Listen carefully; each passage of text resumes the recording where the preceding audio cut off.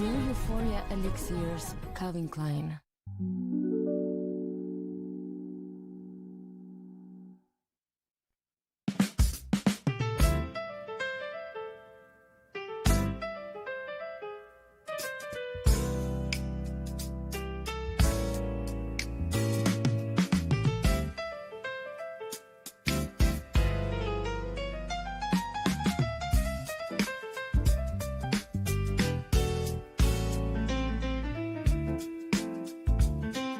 All right, good morning, ladies and gentlemen. It is Wednesday, April 15th, tax day, and we're going to talk about taxes today. But you're listening to the morning call on WJOB 1230 AM and 104.7 FM in Hammond, Indiana. And it's Tom Dabertin with you for the next couple of hours. Great to be here with you. We do have a paid political program at 7:35. And Lynette, do we have any paid programs this morning? I think we might, but I'm not totally sure. I think we have a few coming in. I think we do. Yeah, so my guess is this is one of those short days for calls, so call us at 845-1100. But we're going to get to a lot of topics today because there's lots to talk about. But let's begin with traffic and weather. Traffic in northwest Indiana looks great right now. 8094, I-65, the toll road, and Klein Avenue are all really in good shape as far as you can see. And that's good because I've got to actually travel to Michigan today, so I'm kind of looking at traffic for personal reasons. Going across the line into Illinois, 294 is in good shape. The Bishop Ford's in pretty good shape. I-57, even the Dan Ryan doesn't look bad, the kind of typical backups at this point in the morning. The Kennedy Expressway and Eisenhower and Stevenson are all in fairly decent shape this morning. So a little rainy out there, but not bad on the traffic side. So let's talk about weather. We were told that we were going to have these great big massive storms last night that didn't materialize. They went over the lake, which is probably a good thing because we've gotten lots of rain. But let's see where we're at with Lynette. Good morning. Good morning, everyone. Today we're at 68 degrees with highs of 74 and lows of 63. We're going to have rain and a thunderstorm in the morning, then showers and a heavier thunderstorm later. And then tomorrow on Thursday, we'll be having highs of 69 and lows of 48 with a morning thunderstorm in spots. Otherwise, clouds giving way to some sun and breezy. Then Friday, we'll be having highs of 81 and lows of 52 and should be warmer with periods of clouds and sunshine, then breezy in the afternoon. So just in time for me to drive back this afternoon from Michigan, I will hit some thunderstorms. Great. 845-1100 is the number to call. There's a lot to talk about since we were with you last Thursday. That's happened, and I want to cover some of those issues and then take your calls. So let's begin with the fact that we had a ridiculous fight picked by Donald Trump with the Pope over the war in Iran. I mean, let's face it, there's one person probably on planet Earth that rarely is going to support any type of military action or war effort, and that's the Pope. And to me, it was just ridiculous for Donald Trump to think that the Pope was going to say, yeah, let's go bomb Iran. There's such a thing as a just war. The bishop, when he was here, mentioned the just war concept, but it's few and far between. And yes, the Catholic Church has made plenty of errors in its history in supporting wars like the Crusades, but you learn from your mistakes. So that was absolutely ridiculous. Then he posted a an AI drawing of him, and basically he claims that it was just a depiction of him as a healing doctor. It's pretty clear it was him depicted as Jesus Christ, and he took it down, and he refuses to admit how wrong it was. And again, it just shows that Donald Trump needs to be followed around with someone, an aide, with a great big roll of duct tape to stick it on his mouth because he says such ridiculous things. And then we have the Eric Swalwell situation. And I was telling Lynette that I had my concerns about Eric Swalwell for years, and I'm not sure why. Never met the man, but I just had my concerns. And, of course, I've done about 250 investigations of sexual harassment over the years, and I just had a feeling that there was something not right with that guy. I don't know why, but clearly what he did was absolutely despicable. He is now being accused of rape, and he deserves what he gets. The problem is that it looks like the Democrats and a lot of reporters in Washington knew about his actions for years. And they keep on saying, well, we knew rumors. Well, if you knew rumors, why didn't you act on those rumors? Because, they start rumors about Donald Trump for absolutely everything. If he trips, they claim that he has, some sort of dementia and problems. And they never acted on Swalwell. And they knew about it. And it's very clear that they knew about it. And that's really, really troubling. On the good side, we have some movement on peace talks with Iran. There are talks moving forward with Israel and Lebanon, so peace might be a possibility in the Middle East. Not going to count on it yet, but it's getting there. I've noticed that gas prices have started to drop a little bit in the area. I saw $3.59 with a car wash over at Gas Center by the South Shore this morning. That's pretty reasonable, but it should have dropped a lot more because the price of oil has dropped by more than 20% on the global market in recent days, and I don't see the drop here. Plus, we have the sales tax holiday, so it should be down a lot more. And then finally, tax day, and I'll just mention this. I turned 65 last year. My taxes, I got a $6,000 deduction for being 65 and another $6,000 off my Social Security. So, folks, the big, beautiful bill looks pretty beautiful to a guy like me because I saved quite a bit in taxes. 845-1100, we've got 3 callers, so let's go to those calls. Good morning, you're on the air. Good morning, Tom. Good morning, how are you? Well, I'm glad Trump exposed the Pope because if he don't, nobody will. Expose the Pope how? How did he expose the Pope? Well, the Pope thinks that Islam is the greatest thing in the world, and we need to know how the Pope thinks. And if the Pope wants to run for president, maybe I'll vote for him.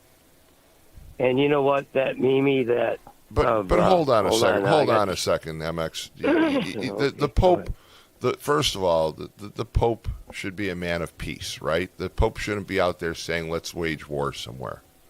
And when you read Donald Trump's comments, he calls him weak because he says that he won't support the war effort. Do you really want a Pope that says, yeah, let's go bomb somebody?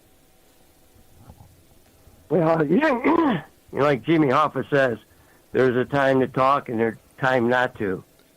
And the Pope shouldn't interject. And I'm glad that Trump brought out what the Pope is thinking. The Pope said, now this is David J. Harris Jr. from Newsmax.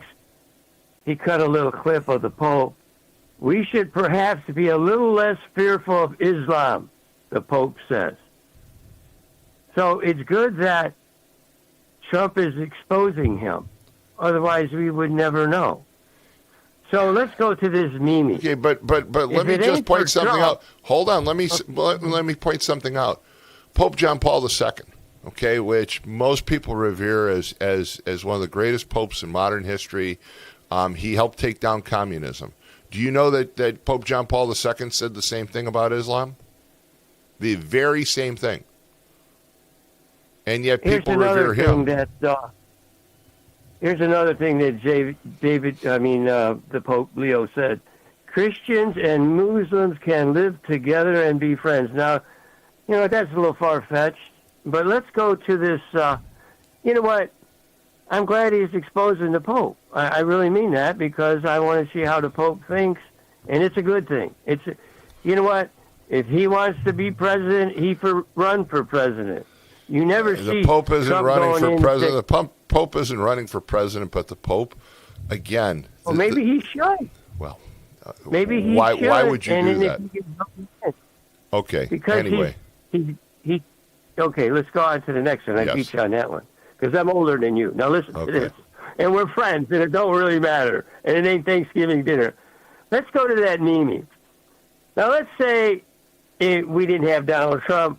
You wouldn't be talking about this morning, and I photoshopped the one, Jed's head, the one on the bottom. I saw that. I saw that.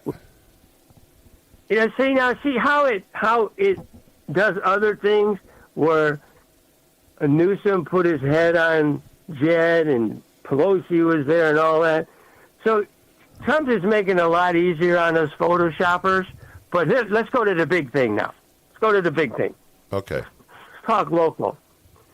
Okay, I went and got my taxes done. Now, this is big now. All the other stuff don't mean nothing to me. I got my taxes done. And I got some money back. I said, wow. And the tax lady said, you got a $6,000 deduction. This means the first $6,000 you make on Social Security, you get a little money back. Right. So I asked her, how come we didn't get more? She says, well, the Democrats didn't want to give the whole deduction of all the money you make on your Social Security. So I get this money back, right? I got this money now. I'm rich. It ain't much, but better not having it. And now we're going to get a local city tax. So what does it matter? And I look, I got a vehicle here. I got a vehicle, and it says wheel tax. So I get money. Trump gives me money back, and my city takes it away. So what does it matter? Could you help me? Could you help me with this one? What's this local city tax on? How much is this going to cost us? Well, because this is the problem with SB1 that I talked about last year. Okay, SB1 is nothing but a smoke and mirror show by Mike Braun, and that's why I don't care for the man, because he passed a bill that says he's going to reduce your property taxes in the state of Indiana, but one of his cronies, who's head of the Indiana Counties Association, admitted that in reality they're going to give you a $400 tax break, but they're going to increase your local taxes by $880, so you're actually going to end up paying $480 more than you were paying before. But their thought was it's easier to take taxes from people in small chunks than big chunks, and that's what they're doing in Indiana. And it's just wrong, and it's a shell game. It's smoke and mirrors, and people say, oh well, I want cuts. I want cuts in spending, and I agree with that. But in the case of SB1, all they did was they moved money from one pocket to the next pocket. In other words, instead of taking less out of your left pocket, they're taking more out of your right pocket, and that's what they're doing. Now wait a minute now. It isn't mandatory. Now, I'm hearing Tom Schmidt and Bob Starkey says Dyer, they don't need the money, the local tax. They will. They will. I can tell you this. They will. They're just not the first ones to the trough, but they will need it, because when you look at SB1, everyone will need it. It's kind of like when they said a local option income tax. It wasn't optional. It was mandatory, but you could call it whatever you want. So they make it sound good, but in reality, it was a mandatory tax for everybody to pay. Well, this is going to be a tax that's going to be required as well. The town of Dyer and every other community is going to end up having to enact these taxes, because they're just shifting the tax from property tax to other burdens. That's all they're doing. Okay, I got 4 new taxes because of this train. 400% water bill increase, food and beverage tax, a wheel tax, and a local city tax. Okay? Yep. I'm just saying, because of a train, and they have beach takeovers in Chicago, and I posted a video where they took over the streets in Chicago. But let's go back to the Pope, and I'm going to let you go. Yeah, because we got to move on. We've got other callers. I'm a tradesman, the Pope should do what the Pope's supposed to do and let the president do Exactly, what he's and that's supposed to do. exactly where it should be. And the Pope should be talking about peace and getting along with everybody, and the president should basically Oh, stay good in luck. his lane. Good luck. I agree with you. Hey, thanks, MX. 845-1100 is the number to call. We've got more callers. Good morning. You're on the air. Morning, Tom. Yes, good morning. Tom, my name is Marty. I'm a first-time caller, and I want to talk to you and see if something can be done about the trains waking me up right across from the tank farm. I live at 2800 Schwab, the last block, heading south at Corner House. It started Friday night about 10:40. This hasn't happened in years, Tom. Yes, I know exactly where you're at. Starting Friday night at 10:40. Saturday and Sunday was okay. Monday was 11:10, and then they must be unhooking trains or hooking them up.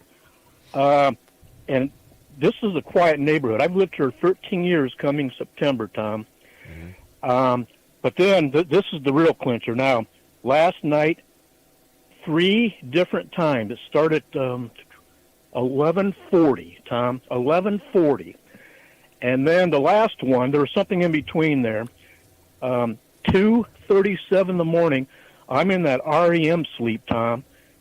And you're a smart man, so you know what that means.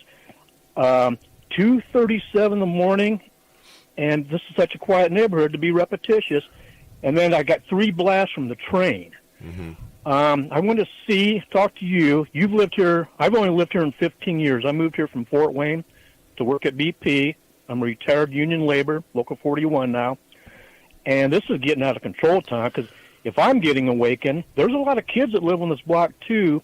My landlord, who lives below me, I talked to him last night at 5:30. He's been awakened. So let me just explain. They're routing the trains because of a problem with a bridge crossing over in East Chicago, across the canal.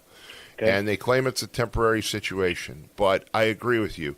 BP shows no respect and no consideration for the community. They don't.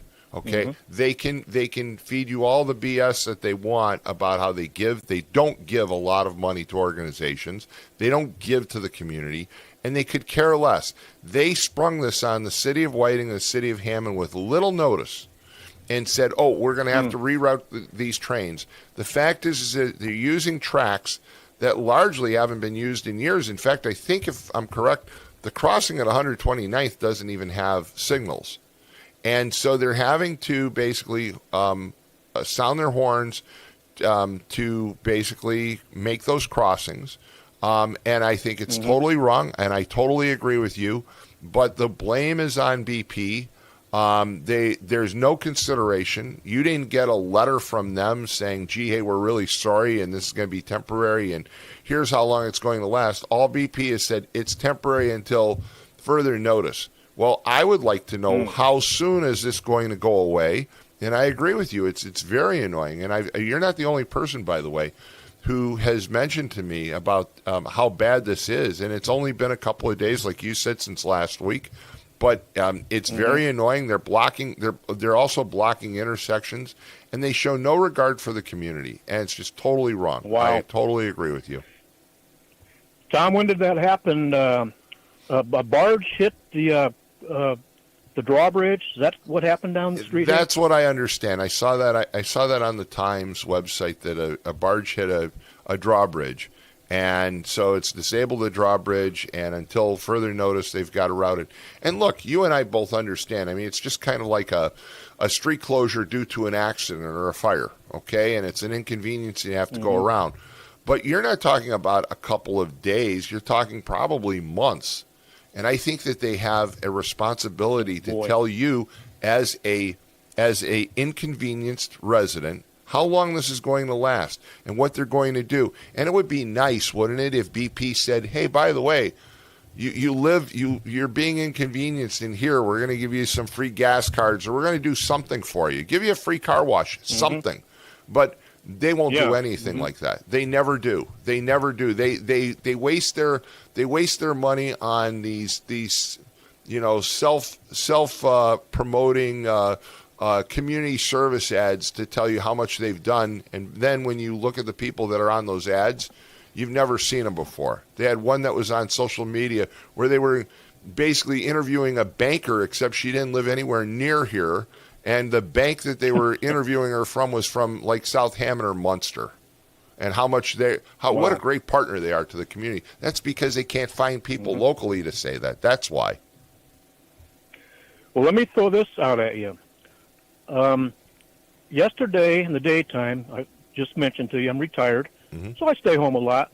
I don't, maybe at least once, maybe twice throughout the whole day. And I was up at 6 o'clock yesterday morning.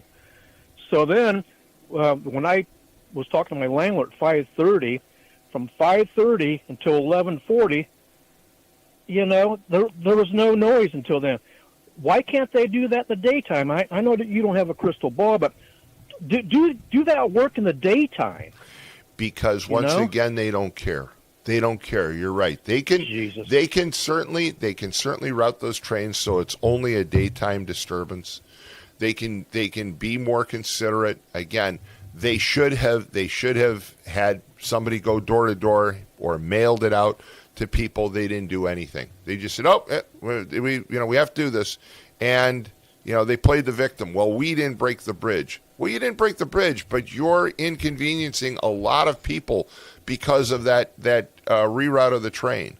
And like you said, maybe you can move those trains in the day. Maybe you could be more considerate of the neighborhood and let people know what's going on and how long is this going to last and what can they do to minimize the noise. There are trains that you get to a crossing and the guy jumps off and he's got a flare and he holds up traffic that way. Maybe that's the way to do it, but they don't care. They really don't care.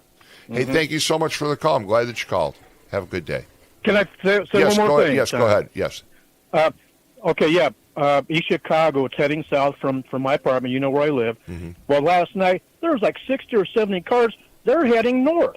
They're nowhere close to going towards East Chicago. So, and I stood here in my living room window, and I didn't count the cars, but through the dark I could see, 5 or 6 dozen. But they're not even heading towards East Chicago. Well, they're claiming it's a rerouting, and it's kind of a large reroute, but it finally gets to where they need to get to. So that part I can understand. Train tracks in the area kind of crisscross each other, and it's not always a direct route. But I get that part. It's the inconvenience that I don't get. Hey, thanks for the call. Yeah. 845-1100 is the number to call. We have more people on hold. Just give us a second. We're going to take a quick break. You're listening to The Morning Call on WJOB 1230 AM, 104.7 FM. We'll be right back. Summer's coming, and Deep River Water Park is taking applications for all positions. We have jobs both inside and out for all ages that offer great benefits. Free admission on your day off for you and a friend. Free uniforms, paid training, make new friends, flexible scheduling, and more. To apply, just go to deepriverwaterpark.com and you're on your way to a summer of rewarding fun. Deep River Water Park. It's simply splash-tastic. Plumbers Local 210 is building the future, and we're looking for service plumbers to join our team. Our training center invests nearly $500,000 every year to make sure our members are the best in the industry. From a 5-year apprenticeship and an associate degree at Ivy Tech to ongoing certifications in safety and new technology, our plumbers are trained for excellence. Every member is drug tested and licensed for your safety and peace of mind. When you need plumbing work done, make sure you ask for the license. It's your right to ask. Introducing Powers Health, a health system with a new name and a strong legacy of caring for families in our community. One with a tradition of advanced specialized services and a vision for the future. One with a commitment to medical excellence and compassionate care. Everything we do, everything we believe, Powers Health. I'm Jerry Williams. For over 35 years, I protected Lake County as a state trooper and interim police chief of Gary. This is my home, and keeping our community safe has been my life's work. I've dedicated my career to fighting crime. Now I'm running for sheriff to get the job done and deliver real results. As a crime fighter, not a politician, I'd be honored to have your vote. Paid for by the committee to elect Jerry Williams for sheriff.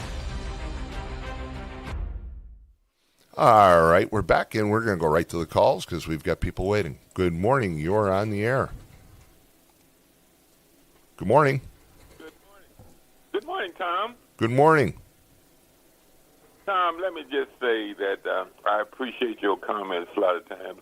I may disagree with you sometimes, but you set the record straight when you talk about the Pope and the President. But we're not going there. But No. Let's say this. Today is tax day. Yep. Trust me, this is not a time that I look forward to it because right now, being a businessman, I hear people saying they get all this money back. I probably pay more money than they make a year. Ooh, good God, because I guess they say, well, you need to get rid of some of your property. I'm a landlord. I'm this and I'm doing this. So Yeah, I but have you got, several but business- you got. If you've got your taxes done, you got a pretty significant decrease in the amount of tax that you owe. Because I'm a businessman as well, and again, I saw a $12,000 reduction. So it's pretty significant this year. Have you completed your taxes or not? Yeah, no, I did. I have a CPA because I have to have a CPA. Yeah, I do too. I I use a CPA as well. Yes.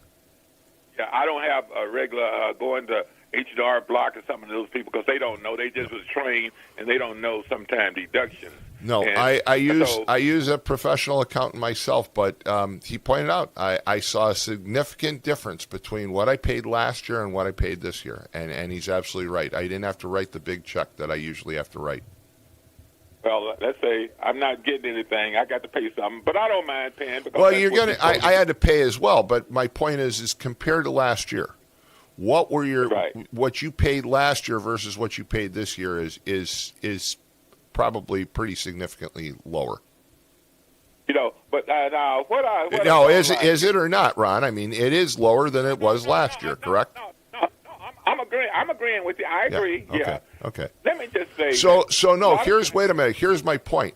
The Democrats largely lied about the so-called Big Beautiful Bill, and Hakeem Jeffries and Schumer, who said this was going to be undoing of the American people and it was a ripoff to the average taxpayer, were liars. They lied because there is a significant reduction, especially for people like you and I that are a little older. We saw some pretty significant reductions. They lied about it. But they lied about Swalwell, too. Anyway, go ahead. I agree, and what I have to say that as liars go on both sides, I don't put one over the other. They both lie sometimes. Well, Swalwell though is a really that's a horrible situation.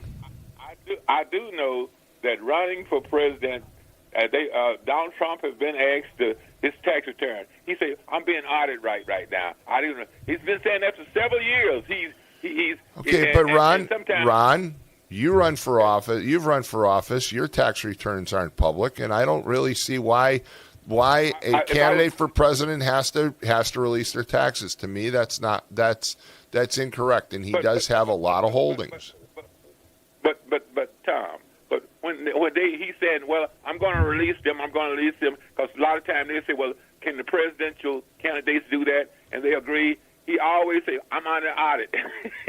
Well, I'm just simply saying, you don't have to, but I'm just saying listen, the American, for we know. Wait a minute. When I look at Donald Trump, that's like the least egregious thing he's done. I mean, I'm more upset by his comments about the Pope and that posting that AI photo than I am about whether he releases his taxes. I think that again, and MX is entitled to his opinion, but the Pope should not be the guy out there saying, let's go wage war with anybody. That's crazy.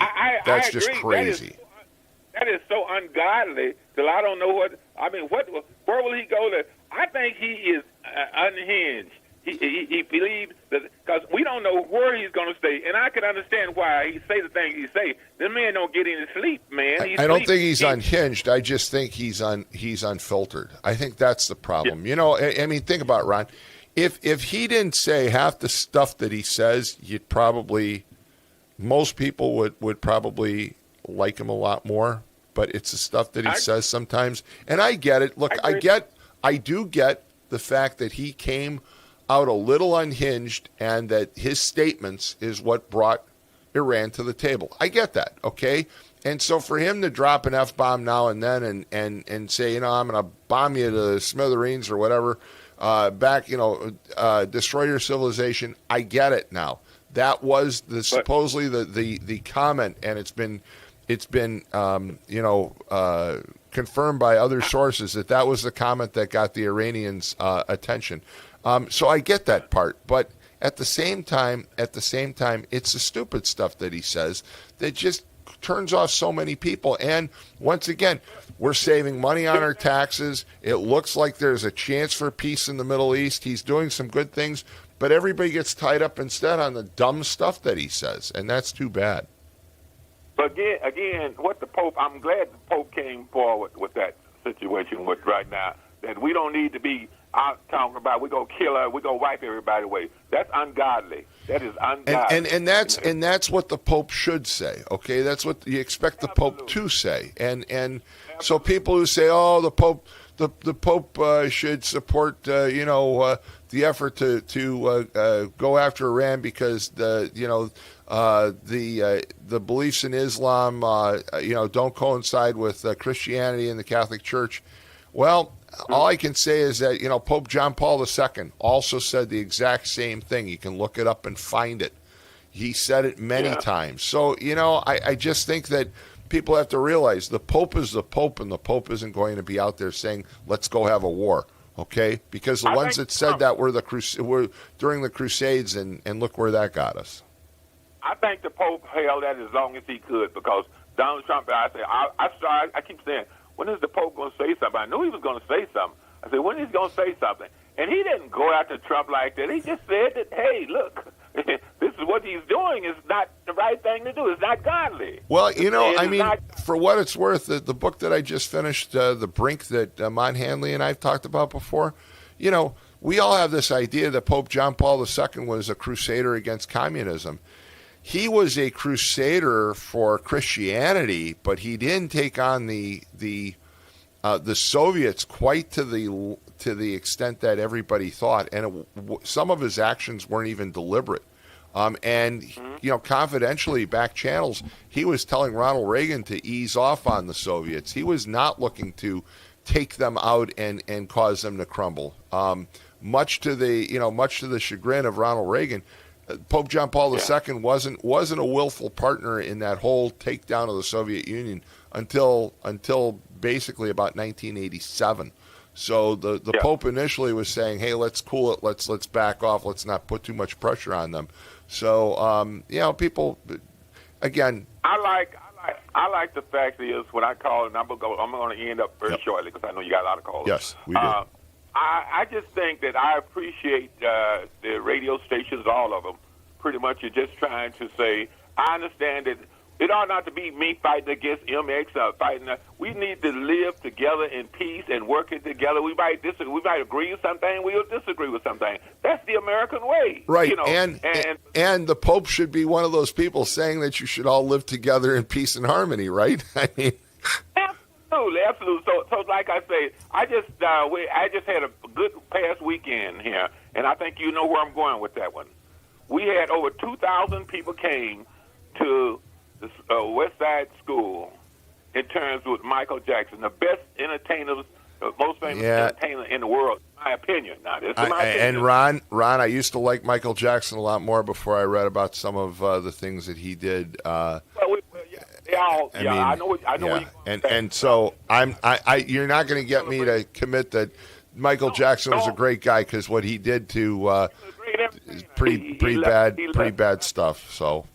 Well, that's you name me one that didn't have some bad stuff. That's I'll agree with you there. Hey, thanks so much, Ron. Appreciate it. We're gonna move on. We've got more callers. Good morning. You're on the air. Well, Michael Jackson diddled with children, and that's worse than diddling with adults. Well, I agree. Look, Michael Jackson, great entertainer. Ron's correct on that. But what he did with children and the fact that it still gets covered over or glossed over, you would probably have a decent time defending yourself in court if you murdered the man for what he did to children, if that was your child. What he did was absolutely repulsive, and we're going to hold him out as this great guy and entertainer, and you won't hear me saying it. But Eric Swalwell is alive, and he's the issue at hand. And Eric Swalwell is a predator. What he did to those women was totally reprehensible. He belongs in prison. I hope he gets there. But I think there are a lot of people, especially the Democrats, who have responsibility for this because they covered over for him. They knew about it for years. The fact that some of these news organizations like ABC and CNN are saying, "Oh yeah, well we knew Swalwell was a predator for years," then why didn't you report it? You report the most ridiculous things on earth. Every rumor that comes out about Donald Trump, you report, but you never reported on Eric Swalwell. Margaret Brennan deserves to be fired from Face the Nation. She's had him on a half dozen times and held him out as this great patriot, this person who just believed in, bring about the truth. And she now says, "Oh yeah, well we knew about him." Well, she should be fired. She should be off the air. There's no excuse for that. I mean, if you're a reporter and you knew that this guy was raping women, and you say, "Well, we couldn't prove it, and we didn't want to go after that." Well, then you weren't doing your job, and you don't deserve to be getting paid millions of dollars a year to be a talking head on TV and lie to us. Well, the Democrats have a long history of covering up the picadillos of Democrat politicians. Let's look at John Kennedy. He basically, I've covered that one. I've covered John F. Kennedy. John F. Kennedy was another predator. He was a pedophile. I mean, again, there's the book that I've quoted many times, Ask Not, and if you read it, there's the big question: why did the Kennedy family not take the author on? They have taken on other authors, and the reason why is because she documents everything. She goes through thorough documentation. There are plenty of footnotes in that book showing where she got the information. And the fact is that John F. Kennedy really was a scumbag when it came to women. And by the way, Jackie Kennedy, I'm sorry, but we make her out to be some great first lady. The woman slept with her former brother-in-law 2 weeks after her husband got his head blown off. Mm-hmm. I mean, there's proof that she slept with Robert Kennedy afterwards. And she was just grieving. Really? Well, then Robert Kennedy took advantage of his former sister-in-law. Lyndon Johnson, he was a big sexual predator, as ugly as he was. And then, of course, there was Billy Clinton, the more closer to time. And Democrats protected him like crazy. Again, I met Bill Clinton. Bill Clinton, and I watched him stand there, and he was mesmerized by a reporter, and I can't forget her name now, from Chicago. But he is just like, "Hey, man, she's hot. She is really hot. She is unbelievably hot." And that was what he said to me. And I guess there's no witnesses, but we're standing behind stage as he's making these comments. And then he goes out there and talks about how wonderful his wife was because he was campaigning for her. So that was pretty comical. I wondered often, how in the devil did Eric Swalwell get plum positions in the Congress like the Intelligence Committee and other things like that? Nancy Pelosi. The darling of Nancy Pelosi, yes. And you can be sure she knew what he was involved with. Sickening. That's kind of people we have ruling this country. I mean, it's just... You know what? I will say this. I think Ron's point is correct, and that is it does happen on both sides and all sides. When it comes to entertainment and the media and the Democrats and the Republicans, there's just a lot of scum. No doubt about it. Hey, we've got to move on. We got a lot of callers. Good morning. You're on the air. Good morning, Tom. Good morning. Hey, this whole Iran thing, you ever get sick of watching the mainstream media? The U.S. is losing. We're getting our butts kicked. What a blunder, this and that. Everybody just, the United States is bad, blah, blah, blah. And you never hear any of these stations or anybody talk about Iran.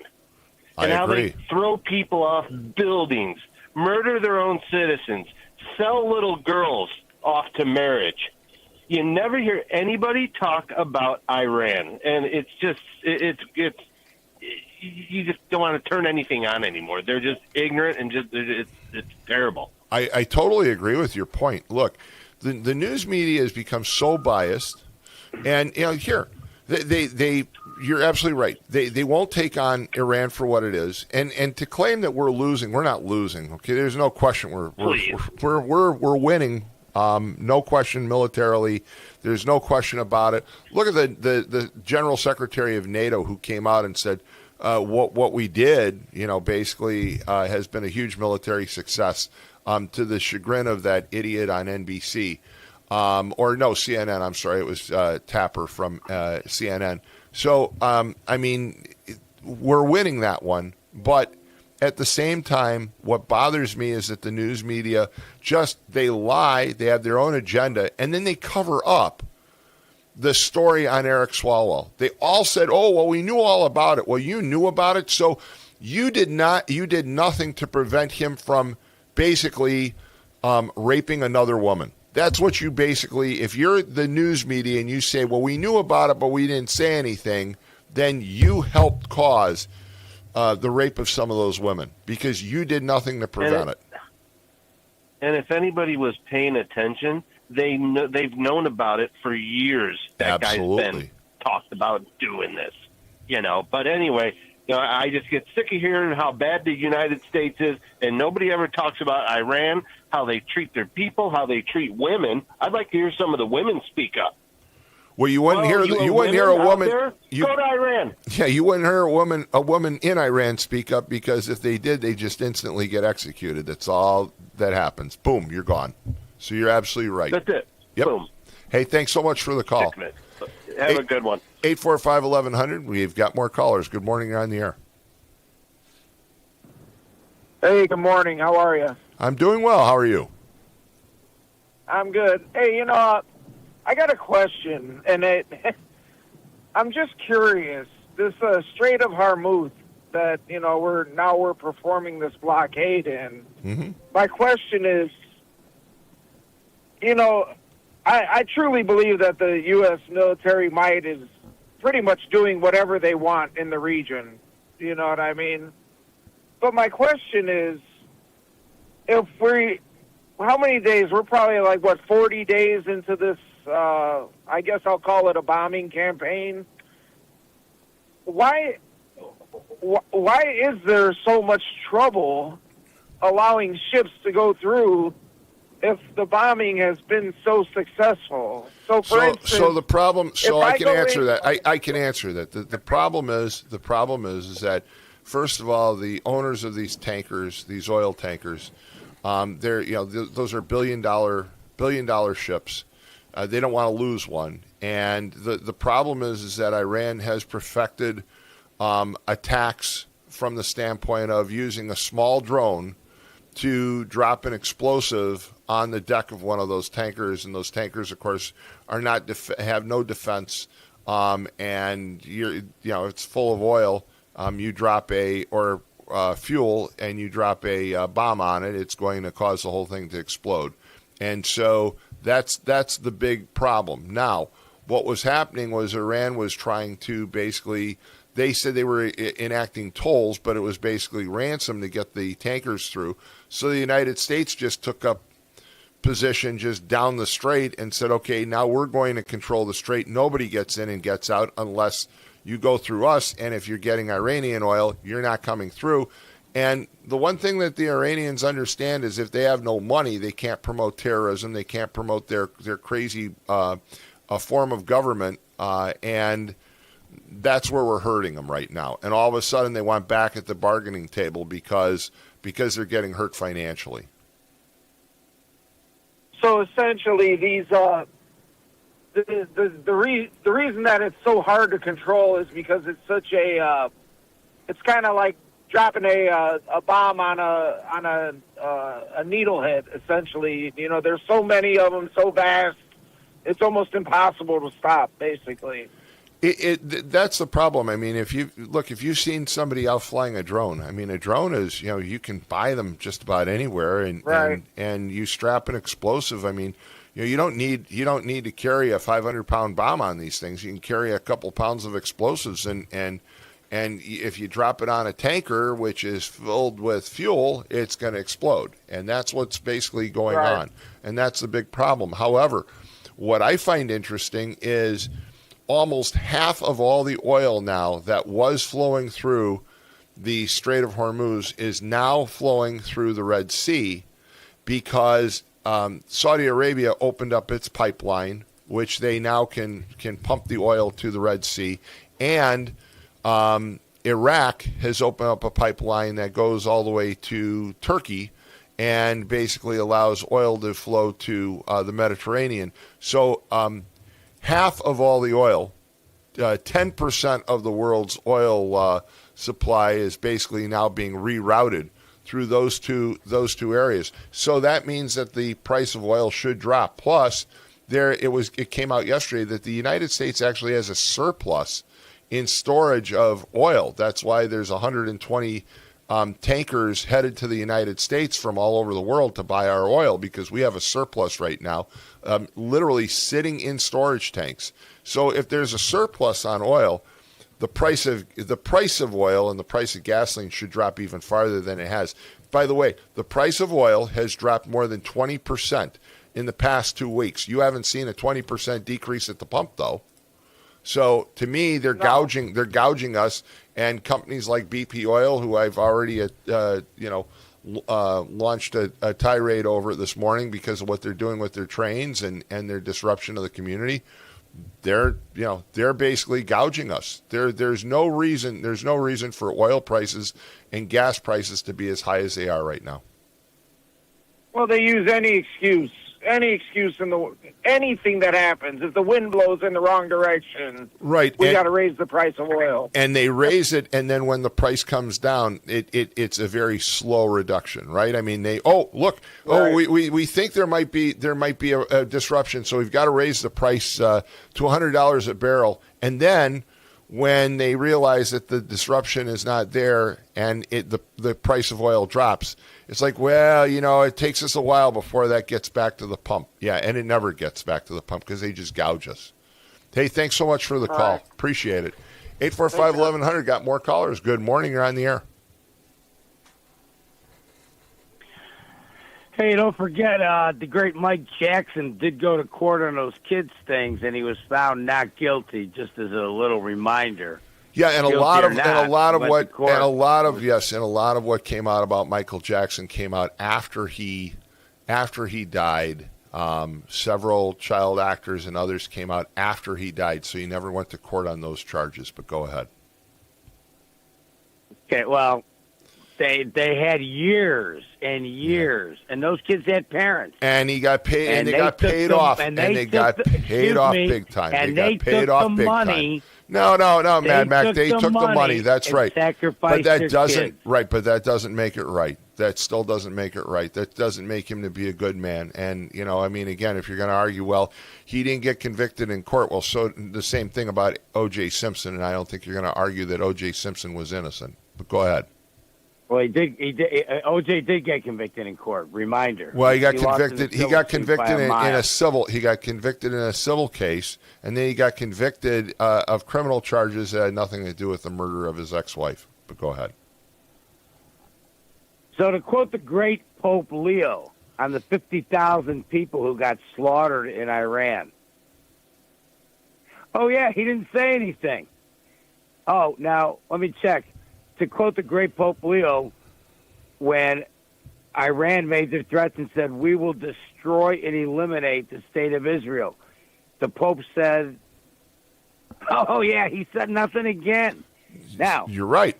I'm going to say, what do these guys all have in common? Let's see. Pope Leo. Well, we'll take Pope Leo out of it. We'll go with the other guys, though. Weinstein, Swalwell, Clinton, Matt Lauer, Epstein, Kennedy, and Double J Jesse Jackson. What are they?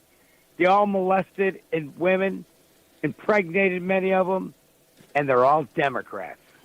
Every single one of them. And everybody claims we knew nothing. We didn't know a thing. This is why you should never vote for a Democrat ever. So let me face.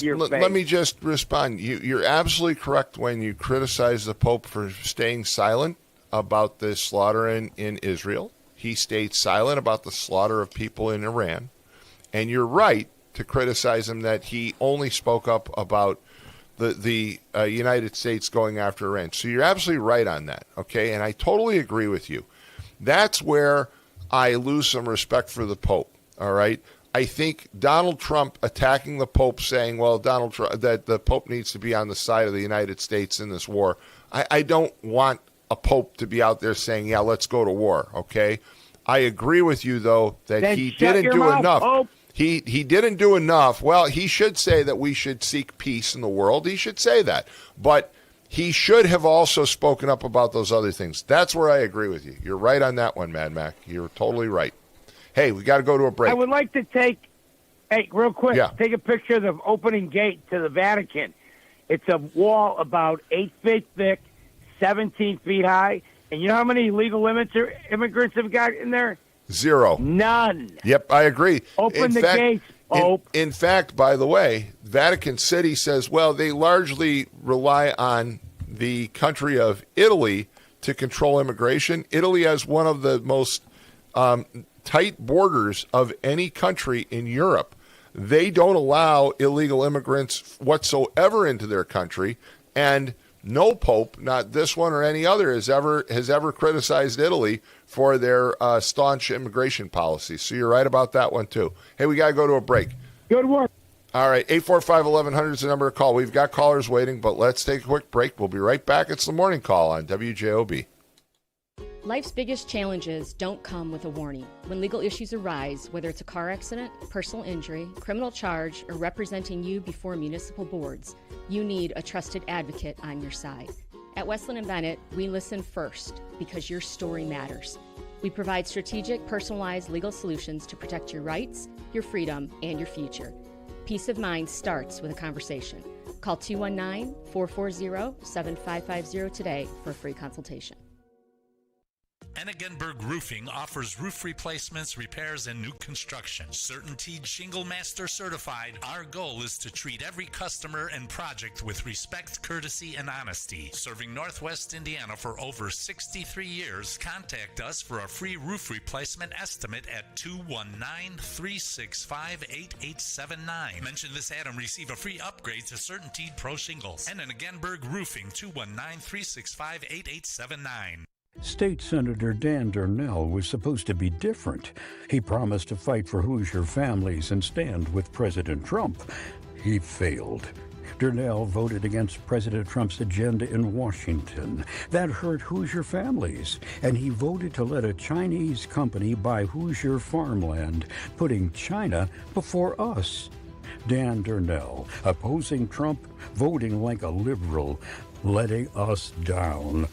A disgrace. President Trump has endorsed conservative Trevor DeVries for state senate, a real Republican who will fight for Hoosier values. Trevor DeVries will stand with Trump, protect Hoosier farmland from China, defeat the liberal agenda, and never let you down.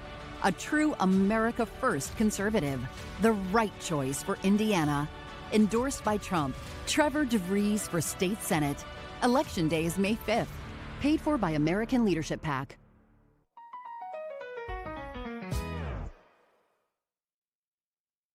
All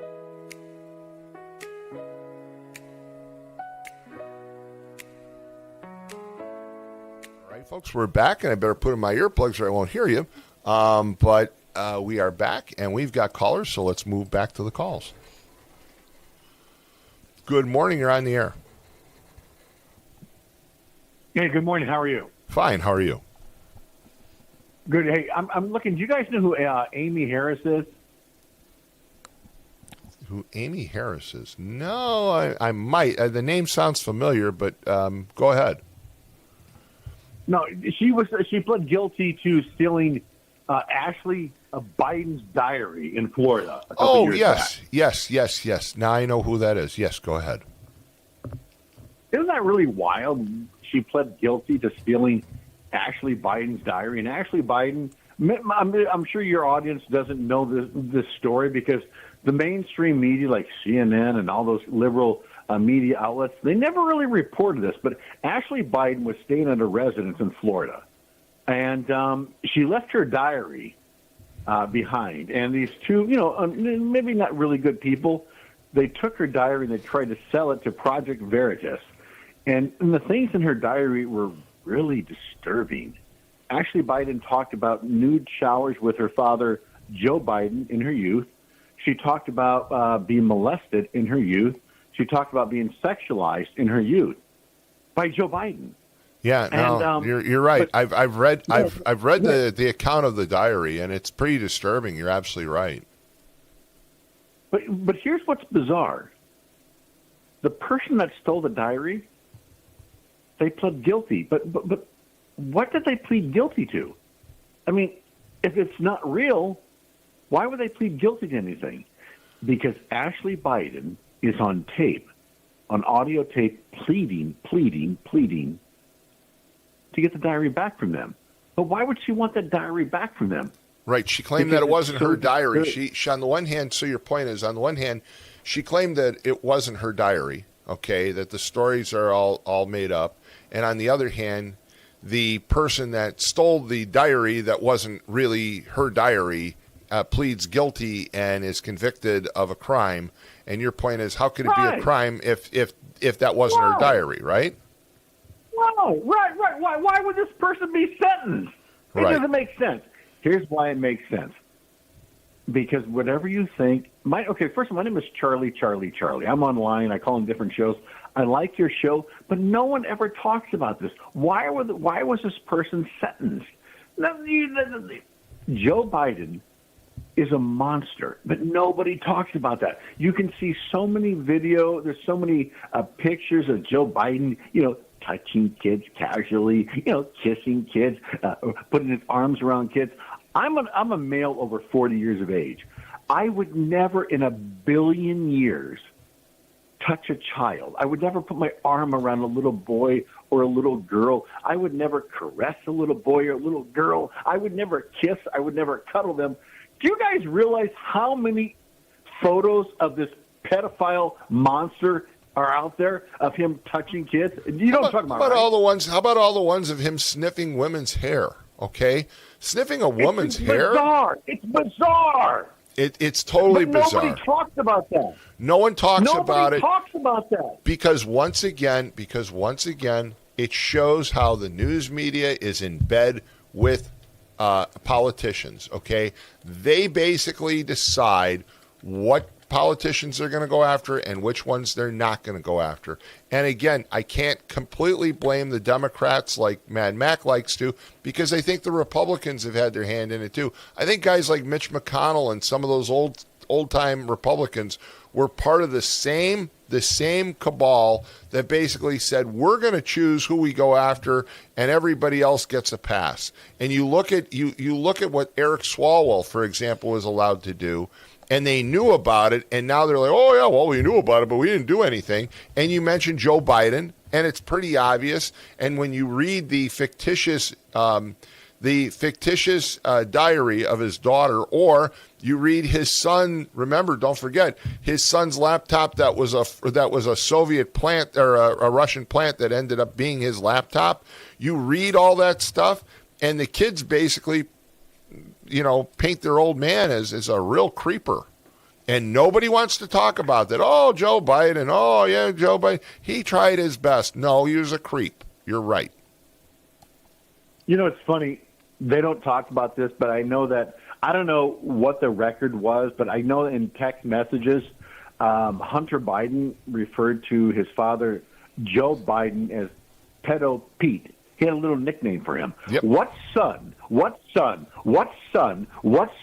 ever, ever, ever, ever, ever, ever refers to his father as a casual, funny, goofball nickname as a pedo?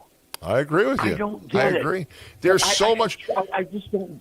Why haven't we seen? In fact, I'm waiting for a book to be published, and maybe I've missed it, but I like somebody to take all of the contents of that laptop and publish a book on what it really says. See, there's the thing. We give certain politicians a pass, and then we go after absolutely everything on other politicians. And if you don't believe there's complacency between the news media, the entertainment industry, and politicians, you've got something coming, because it's a partnership. They cover over these people. They decide that they don't like them anymore, and then they jettison them like with Swalwell. But they allowed this guy to be the attack dog on Trump, to be the attack dog on the Republicans, to be the attack dog on Kavanaugh and everybody else. And this is the guy that was total scum of the earth. There isn't anyone out there this morning that could say, well, Swalwell had some redeeming qualities. None. But again, now it comes out, oh, yeah, well, we all knew about him. Well, if you knew about him, then why didn't you do something? It's just ridiculous. You're absolutely right. Great point. I really appreciate the call. Thank you so much. Can I say one last thing? Sure, go ahead. Thing? Go ahead. It's really bizarre that you and I are having this conversation about a president of the United States of America. Basically, if this was about Trump, everybody, I see all these things about the Epstein files. I watch these liberal lunatics who are like, Trump is this, he's a pedophile. He's this, he's this, he's this, he's this, he's this. Trump is obviously in the Epstein file records, but I have yet to see anything where he molested a child. It is Joe Biden's daughter. His daughter wrote about him showering with him nude. Right. What father showers nude with his daughter? Nobody talks about that. It's just sickening. And it's going to be, listen, I love this conversation, but here's the beauty about it. It's not going to go anywhere. People are not going to think twice about it. Joe Biden, right. I truly believe I believe he's a monster pedophile. I truly believe that. I agree with you. I truly believe that. I totally agree with you. Hey, thanks. Have a great day. 845-1100 is the number to call. And by the way, folks, it is 7 a.m. You are listening to WJOB 1230 AM and 104.7 FM. This is the Morning Call with Tom Dabertin, and let's get back to the calls. Good morning. You're on the air. Again, let's call another one. Elvis Presley married a 14-year-old girl. I'm glad you brought that one up. You're absolutely right. There's another one. We praise that guy like he walked on water, and he was a drug addict and a child molester. Yep. 14-year-old. And I picked that up online. I basically went there. I say I had heard that, and there was another entertainer too. But again, they would say Elvis Presley is the same as I say by Michael Jackson. Jerry Lee Lewis. Ron, I think it's Jerry Lee Lewis back from that era. He was another one that went after young women. And I'm just basically saying it's on both sides. You never hear me say all the Democrats are good. Some of them are terrible. Okay, and I believe that Donald Trump right now, all this stuff, he's part of it too. So if we're going to put one down, we need to put them on. Well, but Ron, the last caller has a good point. Okay. People have tried to tie him to Epstein repeatedly, but the fact is that there's been nothing that's come out except for Virginia Giuffre, who was the woman who first broke the whole issue accusing Epstein of sexual abuse. She said that Trump was actually pretty decent. Bill Clinton now has said that Donald Trump had nothing to do with Epstein. So there have been a number of people that have come out basically and said, Trump gets a pass on Epstein. And again, I don't think Donald Trump walks on water. I think he's a buffoon when it comes to some of the things he says and posts.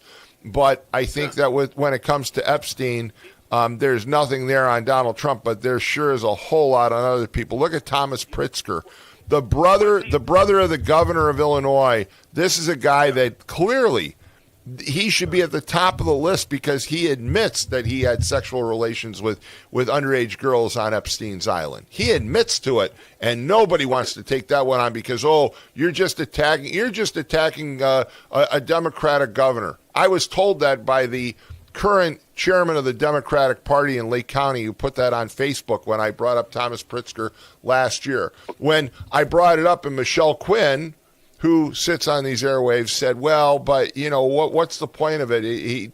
Why are you making an issue of it? My issue was he was the CEO of one of the largest hotel companies in the nation, and he admitted that he had sexual relations with an underage girl, and then everybody said, well, that's really not news. Okay, it's not?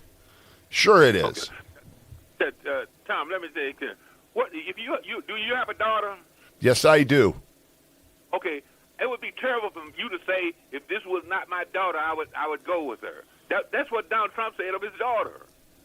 That's terrible. Yeah, that was a stupid comment. I agree. When he was talking about how pretty she was, that was a stupid comment. I'll agree with you there. I'll give you that one. That was a dumb comment. But compared to what these other people have done, it's pretty mild. But hey, we got to move on. Thanks, Ron. 845-1100 is the number to call. We got additional callers. Good morning. You're on the air. How you doing, Tom? Good. How are you? All right. You're talking about the failure of the news media to actually tell the public the truth. To me, this goes back to the Obama administration really put this thing on steroids. I think it was in 2014. Every year they have to renew the Patriot Act, North American Defense Authorization Act, and there was a tenant put in that legislation at the time. I don't think it's ever been removed, which allows the new media in our country to actually propagandize for the benefit of the government. That made it political because whatever party's in power now has control of that.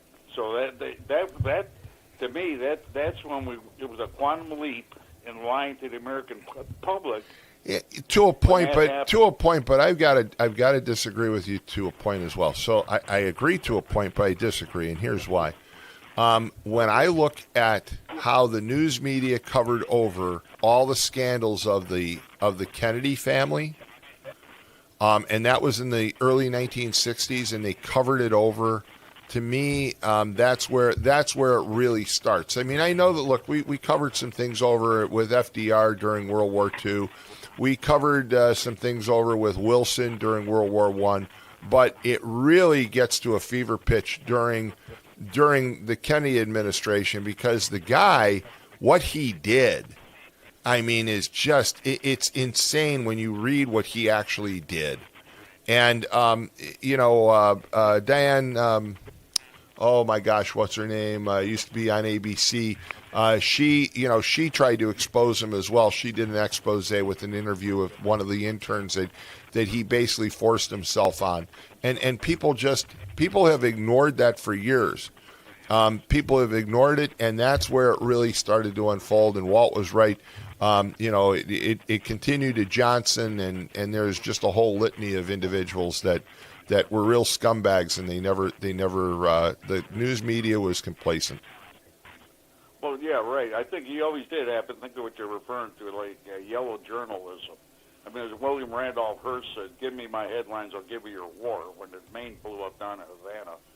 But yeah, that's always been there. But they institutionalized it when they actually passed legislation that the media does not have to tell the truth to the American people. And ever since, we've been off to the races. That's my contention. I remember years ago, before that happened, in 2014.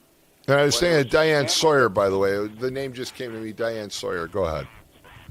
Yeah, anyway, there was a scandal, minor scandal, back in the day, before 2014, when I think the parent company of NBC, General Electric, there was a spiked story. Well, the NBC spiked a story about a jet engine, a product of General Electric that was unsafe. It failed. I guess tests, and it was instead of the NBC actually telling the public about that issue, they spiked it. And it was sort of a scandal at the time. Well, now, under the NDAA, with the political parties running our government, whoever's in power, and it's even debatable whether or not if you vote these people in or out, they're still in power. And look what's going on right now in Washington. But anyway, it became political. Yep. And now, don't ever expect to get the truth from the printed media, from the electronic media in this country. It ain't gonna happen. No, I totally agree with you. Other sources, you have to. Go ahead. Well, no, just we've got a lot of callers this morning, so we got to move on. So, But just keep that in mind. Do not trust these people. Look for alternative sources. Like you read. Keep reading. I agree with you. You just can't believe the sources out there. I totally agree. Hey, we need to move on. Thanks for the call. 845-1100. Got another caller. Good morning. You're on the air. Well, good morning, Tom. I just want to tell you, you have the best show on WGOB because. Well, I wish I could put this on the speaker so that Jed could hear that. But go ahead. I'll take that. I'll take the compliment. I know it is, Steve. Good to talk to you. Good to talk to you. And the reason I say that, Tom, is because you know what? You're not one-sided. You're educated enough that you come up with both sides, and then you also explain why you're saying what you're saying. And I'm totally in agreement with you on almost I would say everything, because you're absolutely right. The media, the regular people, and then some of the shows on WGB, they are Democratic related, and then they don't cover why do they hate Trump? I just hate Trump because he's this. The thing is, the media hates Trump. Well, look, there's no Steve. People have sat here and they vilified Donald Trump, and they said that his tax bill was a disaster, right? But I give Ron credit. Ron admitted this morning, he saw a reduction in the amount of taxes that he has to pay. I saw a reduction. So all these people who said, "Oh my God, the big beautiful bill is just a pile of BS and it's going to hurt us and everything else." Okay, well, you're paying your taxes today, and I know this much: my taxes are a lot lower than they were from last year. And the only thing that changed was the so-called big, beautiful bill, because I got a $6,000 deduction because I'm over 65, and I got a $6,000 deduction off my Social Security. So there you go.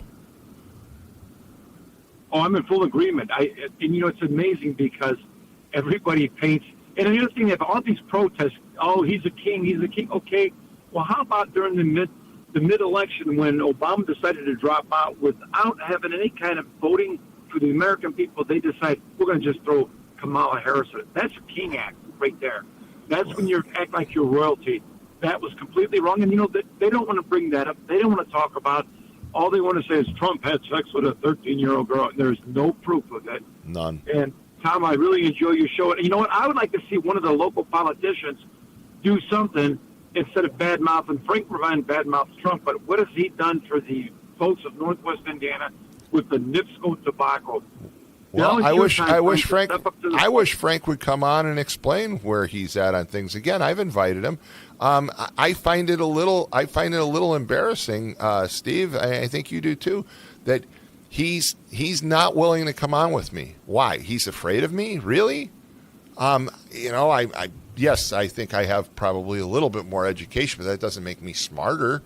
I do read a lot of books, but that doesn't make me smarter. But he's afraid to come on. I mean, that's what he has to make the decision.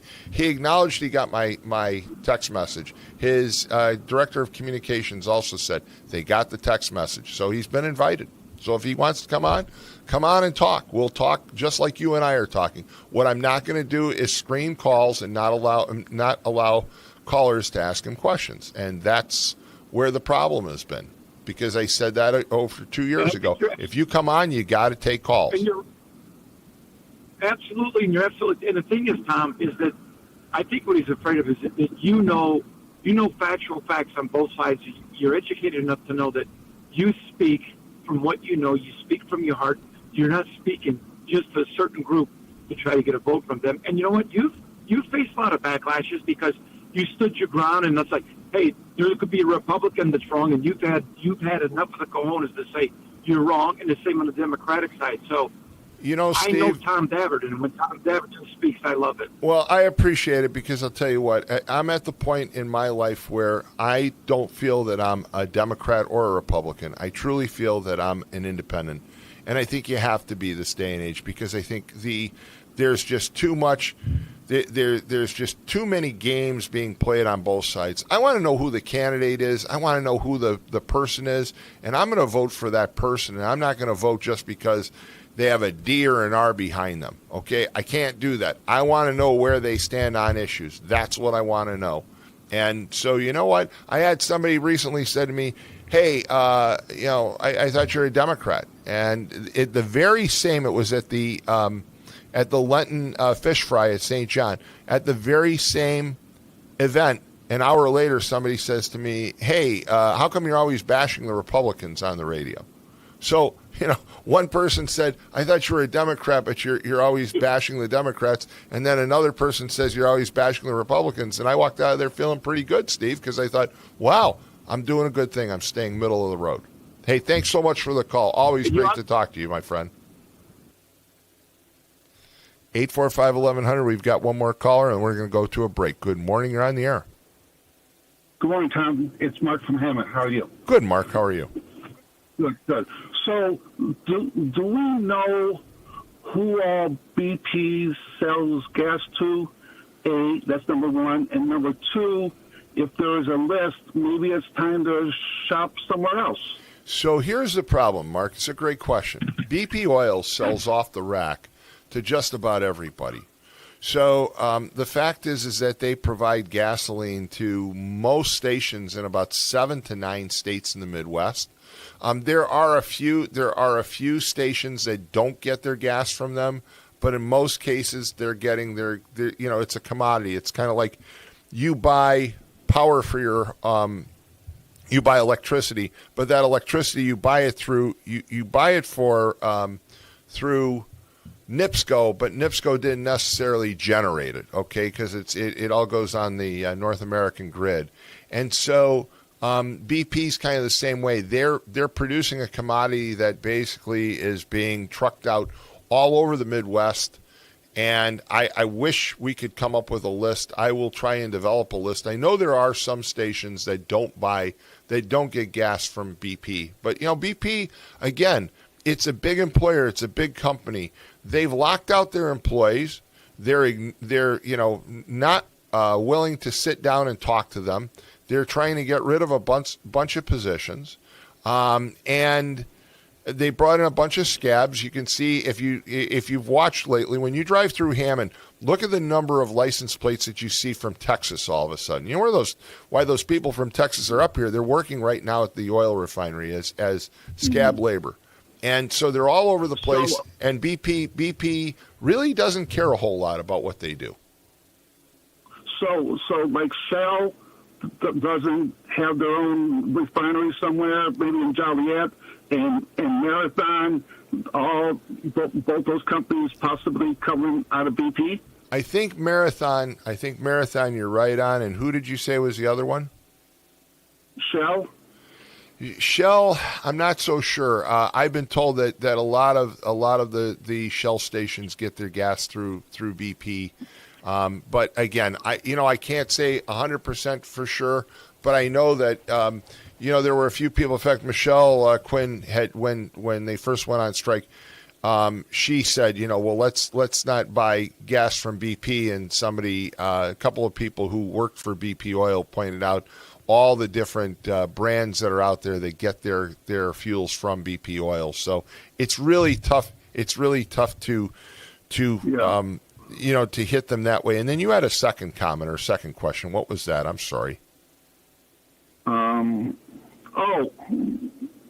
Do we know what spews out of the former Cal Chemical? Like back in the day, Cal Chemical used to just spew stuff over there, and it would allegedly fall on the football field at Clark. And is the new company pretty good on what? I'm just saying, they're going to build a field, and they got the houses and everything. And So great question. You and I remember a lot of guys I went to in Clark High School with got cancer, rare forms of cancer. Yep. It was never able to be totally proven that there was a connection, but there certainly was a lot of anecdotal and information that made you believe one and one yeah. equals 4. Yeah, and so basically the difference now is that the company that owns the old Kyle Chemical site, Dover Chemical, it's a pretty reputable company. It's a former arm of DuPont, I believe. Pretty reputable company. They've had no problems. They run a pretty tight ship. I've talked to plenty of people that are on kind of both sides of the fence. People who are environmentalists who say that there's not some significant problems anymore, and also people that work there say it's not the way it used to be. So, hey, thanks for the call, Mark. We've got to go to a break. Thanks so much. We're going to be right back. We're going to take a quick break. You're listening to The Morning Call on WJOB. We'll be right back. Indiana wants me. Know a Hoosier serving in the military or living overseas? Indiana wants every eligible Hoosier to participate in our elections. Military and overseas voters can register and vote securely from anywhere in the world. Voting assistance for service members, families, and eligible Hoosiers is available now. Visit IndianaWantsYou.com or contact your county election office. And remember, Indiana wants you. Message sponsored by your Indiana Secretary of State. Indiana wants me. I'm Jerry Williams. For over 35 years, I protected Lake County as a state trooper and interim police chief of Gary. This is my home, and keeping our community safe has been my life's work. I've dedicated my career to fighting crime. Now I'm running for sheriff to get the job done and deliver real results. As a crime fighter, not a politician, I'd be honored to have your vote. Paid for by the committee to elect Jerry Williams for sheriff.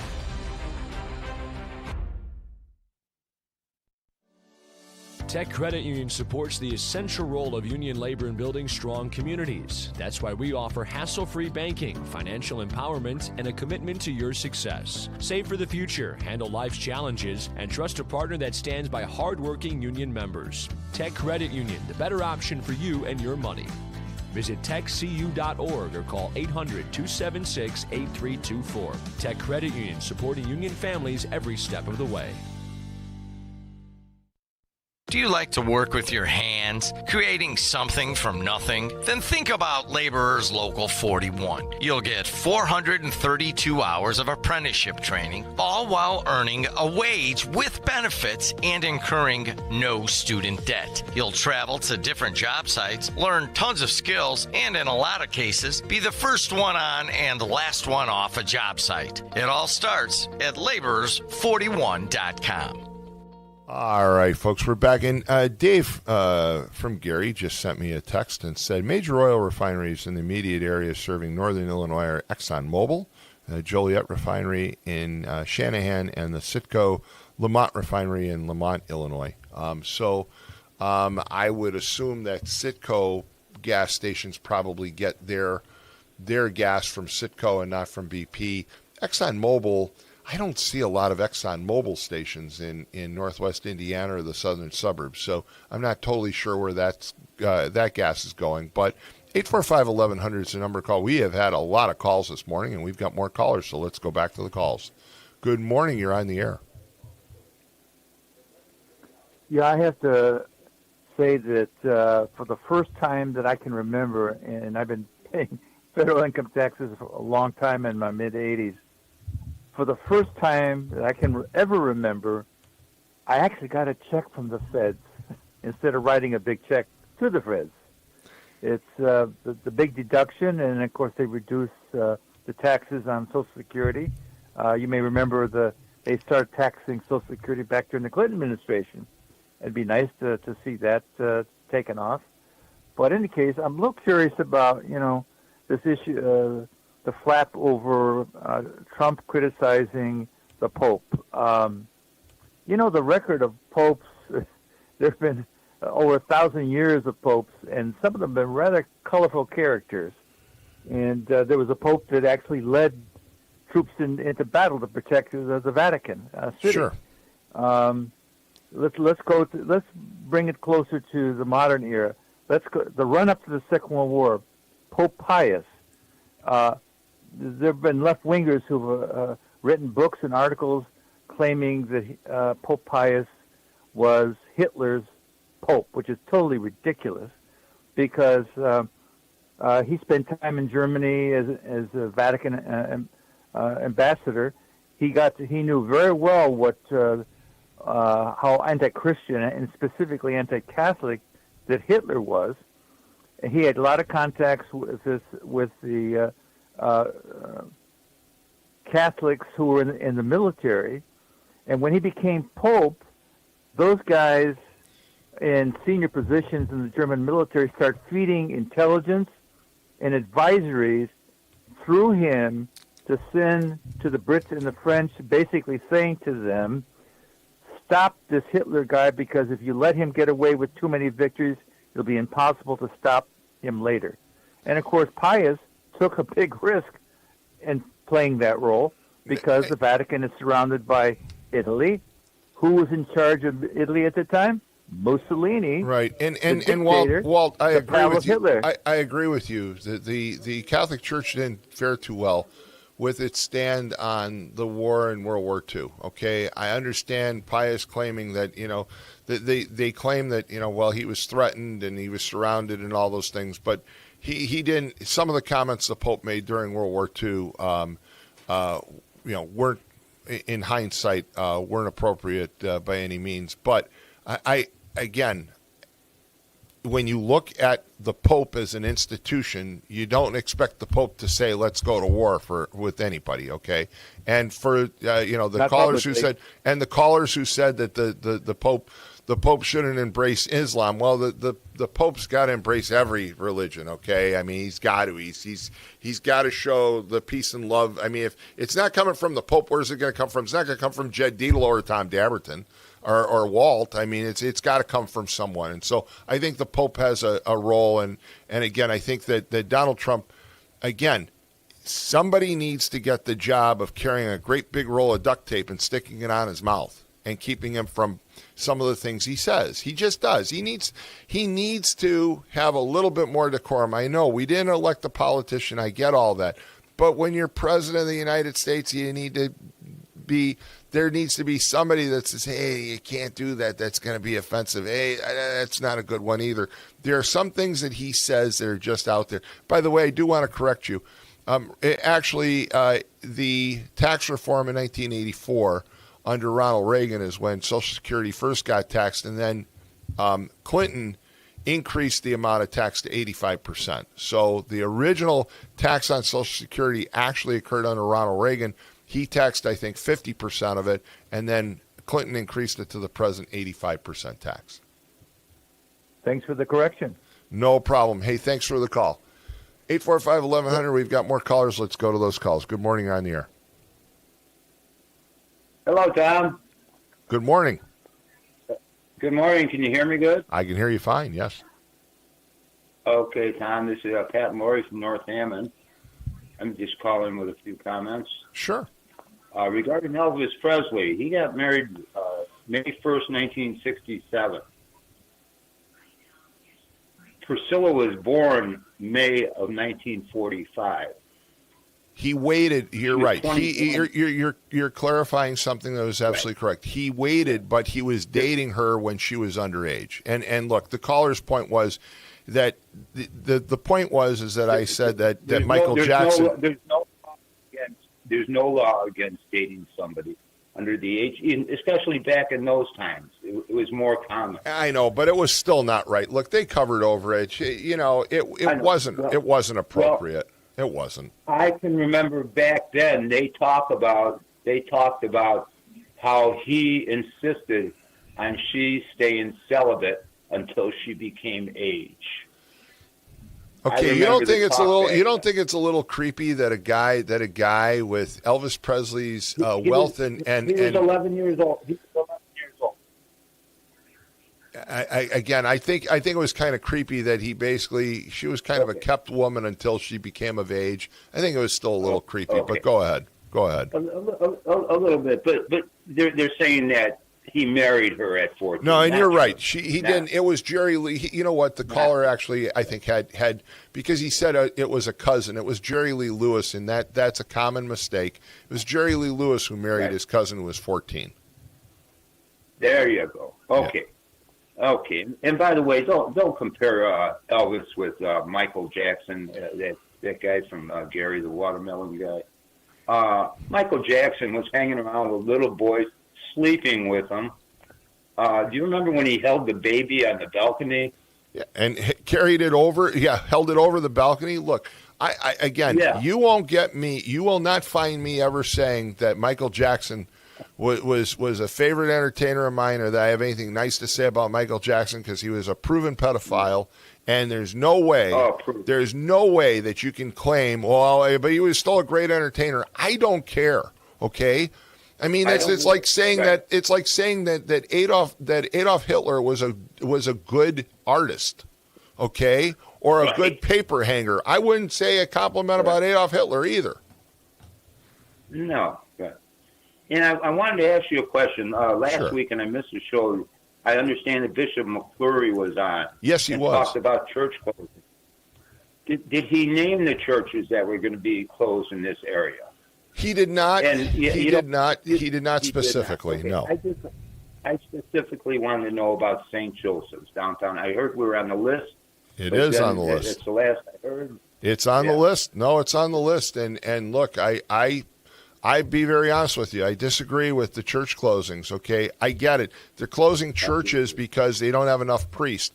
You don't have enough priests because they refuse to allow priests to get married, okay? And they say, well, we can't do that.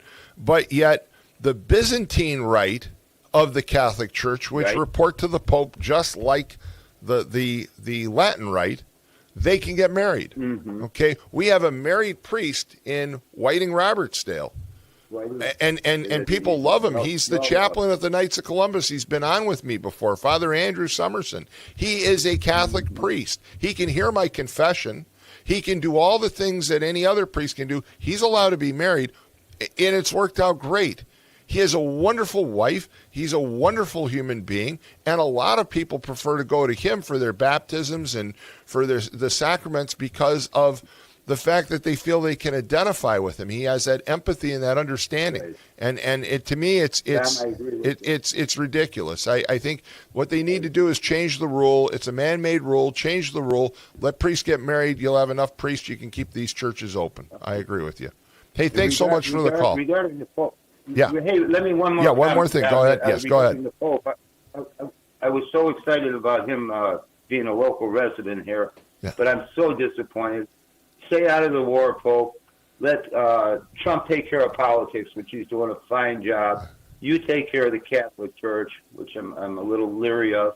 And it really disappointed me that he met with Pritzker. I call him a fat abortionist pig. Yeah, I agree with you there. That he gave audience to Pritzker. Can't say enough nasty things about Pritzker. Hey, we got to go to a break. Hey, thanks so much. All right, folks, we're going to take a break. We have a paid political show coming up, and Jed's going to do this interview. I did the interview last week. Jed's going to do the interview this week, so we keep it kind of current. So I'm going to take a break. Then when I come back, I'll finish out the show. And I do want to point out, I know you enjoy talking to me, and I usually don't take a break, but next Wednesday I'm not going to be here, and Jed's going to fill in for me. So that means you probably won't be placing a lot of phone calls next week, but that's okay. Now, keep Jed busy, keep him on his toes, and I'll be back after next week. I'll be back with you, but I've got to take a trip somewhere, and I don't have any choice. But I've got to fly out at 7:30 in the morning. So unfortunately, I won't be doing the show next week. For the first time in a long time, Jed's got to fill in for me. So we'll be back after this paid commercial show at 8 o'clock. We'll be right back. Thanks. For over 100 years, Roofers Local 26 has been keeping Northwest Indiana dry and safe. Since 1919, our highly trained members have built a reputation for skills, safety, and reliability. With a 4-year apprenticeship and certifications in OSHA safety, first aid, and CPR, we deliver quality you can trust. When you need roofing done right, choose Roofers Local 26, protecting what matters most for over a century. For more information, visit www.roofers26.com. State Senator Dan Darnell was supposed to be different. He promised to fight for Hoosier families and stand with President Trump. He failed. Darnell voted against President Trump's agenda in Washington. That hurt Hoosier families, and he voted to let a Chinese company buy Hoosier farmland, putting China before us. Dan Darnell, opposing Trump, voting like a liberal, letting us down. A disgrace. President Trump has endorsed conservative Trevor DeVries for state senate, a real Republican who will fight for Hoosier values. Trevor DeVries will stand with Trump, protect Hoosier farmland from China, defeat the liberal agenda, and never let you down. A true America First conservative. The right choice for Indiana. Endorsed by Trump, Trevor DeVries for state senate. Election day is May 5th. Paid for by American Leadership PAC. Are you sausage curious? Who's ready for Poland? Big Frank Sausage has the very best Polish food in the region. You had a mouthful of Big Frank sausage? We have a full bar, dine-in, carry-out, delivery, and catering available. I've had a mouthful of Big Frank sausage. I've got a mouthful of Big Frank sausage. 219-378-9556. Smacznego i na zdrowie. Who's ready for Poland?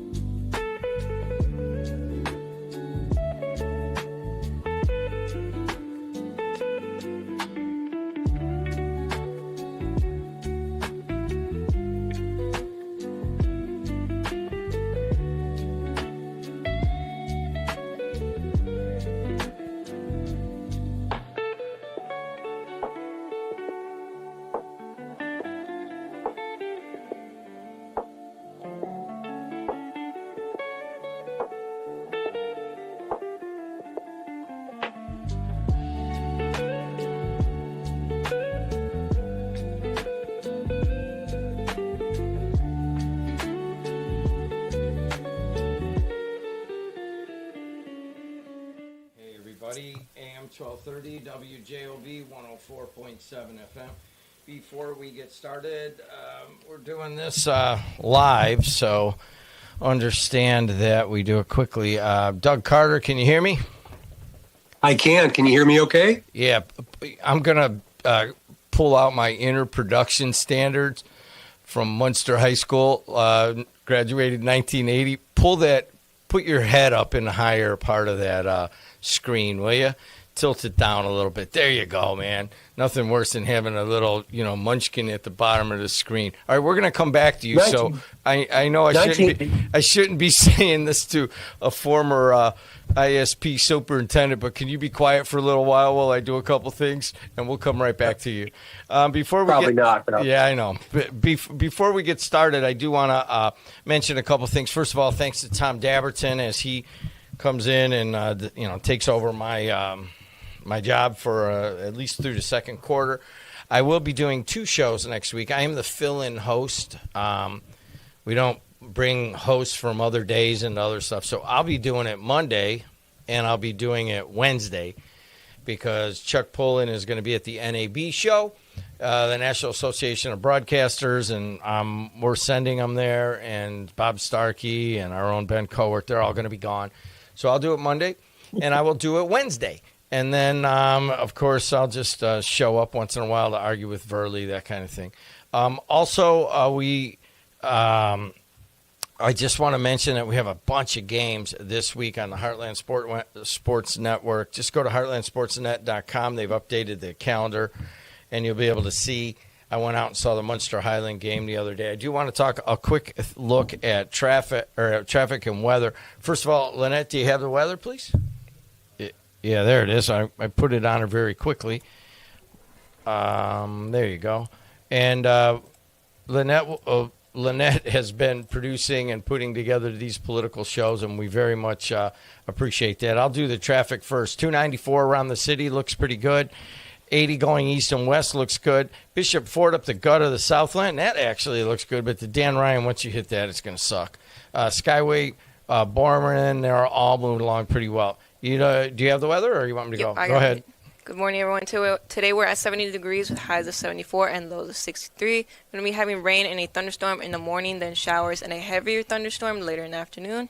And then tomorrow on Thursday, we'll be having highs of 69 and lows of 48 with a thunderstorm in the morning in some spots. Otherwise, clouds giving way to some sun and breezy. And then Friday, we'll be having highs of 81 and lows of 52. Should be warmer with periods of clouds and sunshine, then breezy in the afternoon. And just so everybody knows, for the political, I'm the fill-in host. I also do all of the political because there's so many regulations involved.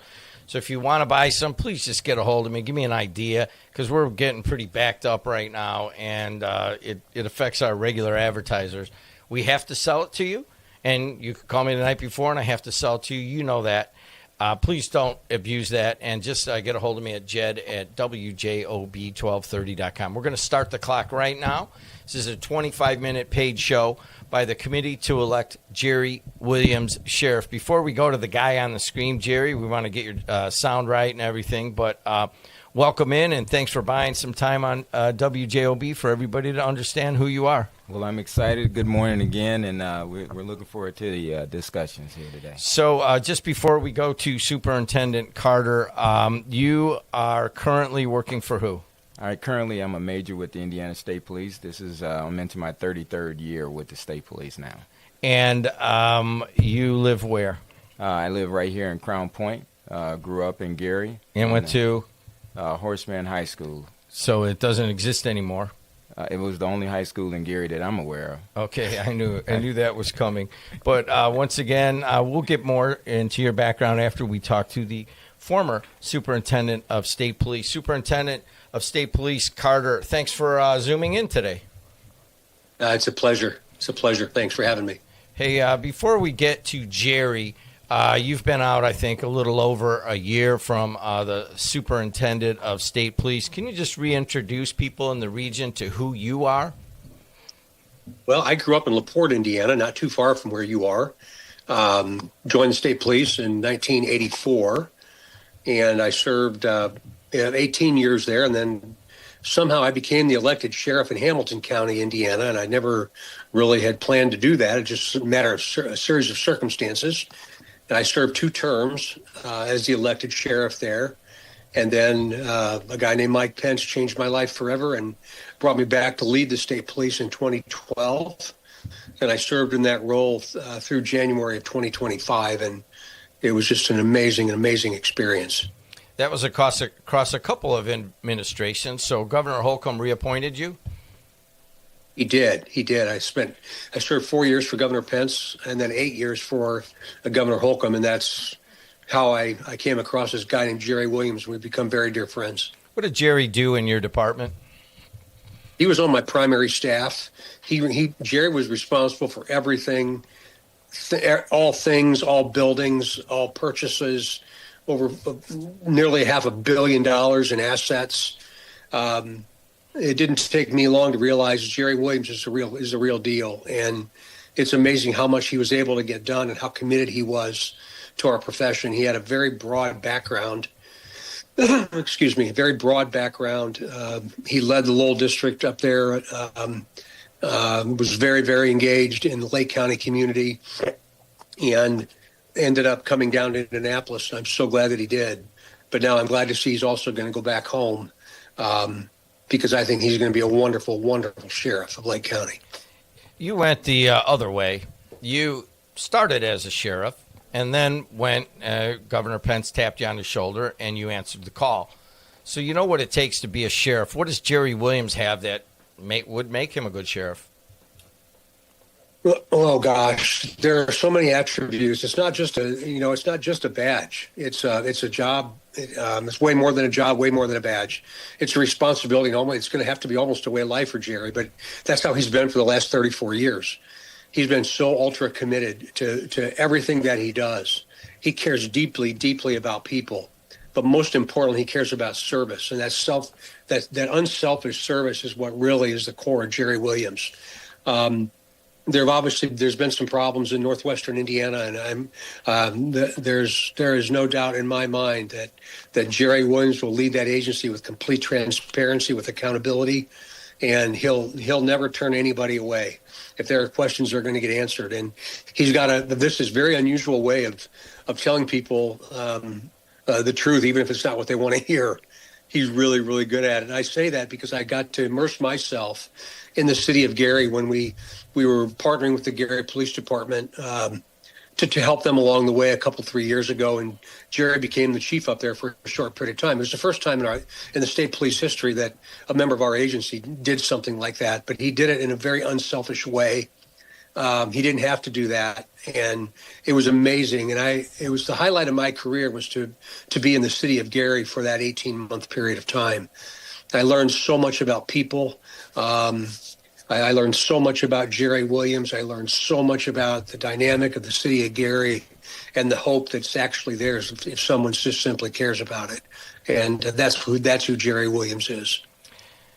We're talking to Indiana State Police former Superintendent Doug Carter. So, there's some parallels here. And, I mean, honestly, I've made fun of your friend Jerry Williams right next to me because he's a law enforcement guy running for a law enforcement / administrative position.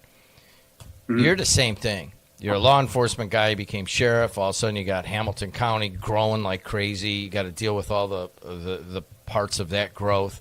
Then you go to the ISP, and you have to manage, billions of dollars of assets and a lot of people, thousands of people. But at the same time, you're still a cop. Can Jerry Williams balance those two as you have? Jerry will set a new bar for everybody to try and get to. There's no doubt in my mind about that. I learned a long time ago after a 40-year career that it doesn't really, people don't, and it's kind of cliche, but I'm going to say it anyway. People don't really care about how much you know. They care about how much you care. And Jerry knows both. He knows an enormous amount about policing, about the administration of a very large police agency. We had no secrets. North to south in Indiana is a long ways, and east to west is very similar. And we had no secrets. We talked about absolutely everything together as a staff. So we all learned along the way, and we still had a lot more to learn even after the 12-year mark that we had running the state police. But Jerry's going to be able to set that bar that others will want to emulate. And I put all my support behind Jerry Williams 2.5 years ago when he started this, and I'm gonna follow him straight to the finish line. I'm so excited about what he's going to be able to bring. And to refire an agency in a community that matters so very much. So you put him in charge of, a cop in charge of all of the properties in the state of Indiana to, supervise them and make them secure and, manage the actual properties, that kind of thing. Why did you take a cop and put him into a very heavily administrative role also? Well, it's important. Which is the priority? I think that's going to be the question here. And it's a law enforcement agency, so the lifeblood of the law enforcement agency, from a strategy perspective and from a long-term planning perspective, the person has to understand what the outcome is going to be. Jerry was responsible for building $100 million worth of state police laboratories. You have one up there at the Lowell district right now, one of the new buildings, $30 million. We built, that one was $30 million. We built 3 of those in Fort Wayne and Evansville. It's important that a police officer understands the outcome of whatever it is we're going to be doing. So that's the reason why we tried to flatten the agency, and I think we did a pretty good job of that by identifying what roles are we currently doing that could be done with more of an administrative role. But at the senior level administration of the ISP, they have got to understand the dynamic of the outcome, and that outcome is service to 7 million citizens of Indiana. So that's why Jerry was there. I have no regrets about putting him there with that responsibility. Ultimately, you left the region. We'll never forgive you for that, for going down to Indianapolis. Like about 95% of our talent goes down there, goes to school somewhere. I think you went to Wesleyan, and then you wind up in Indianapolis, and they nab our greatest talents a lot of times. But we'll forgive that, and we will laud you here for a moment. Jerry, what'd you learn from the guy on the screen right now from LaPorte that you would like to take to the Lake County Sheriff's Office? Boy, I tell you what, probably the most is his level of compassion for others. He brought a level of compassion that he will stand on top of a desk or top of a building for someone else other than himself. And that was one of the biggest things I walked away from him. And I use those and emulate that even today on how to treat people right, even when nobody else is looking. Making sure that you're doing the right thing for the right reasons and at all times, and making sure you think about others, being a servant, not just a public servant, but actually being a servant to people.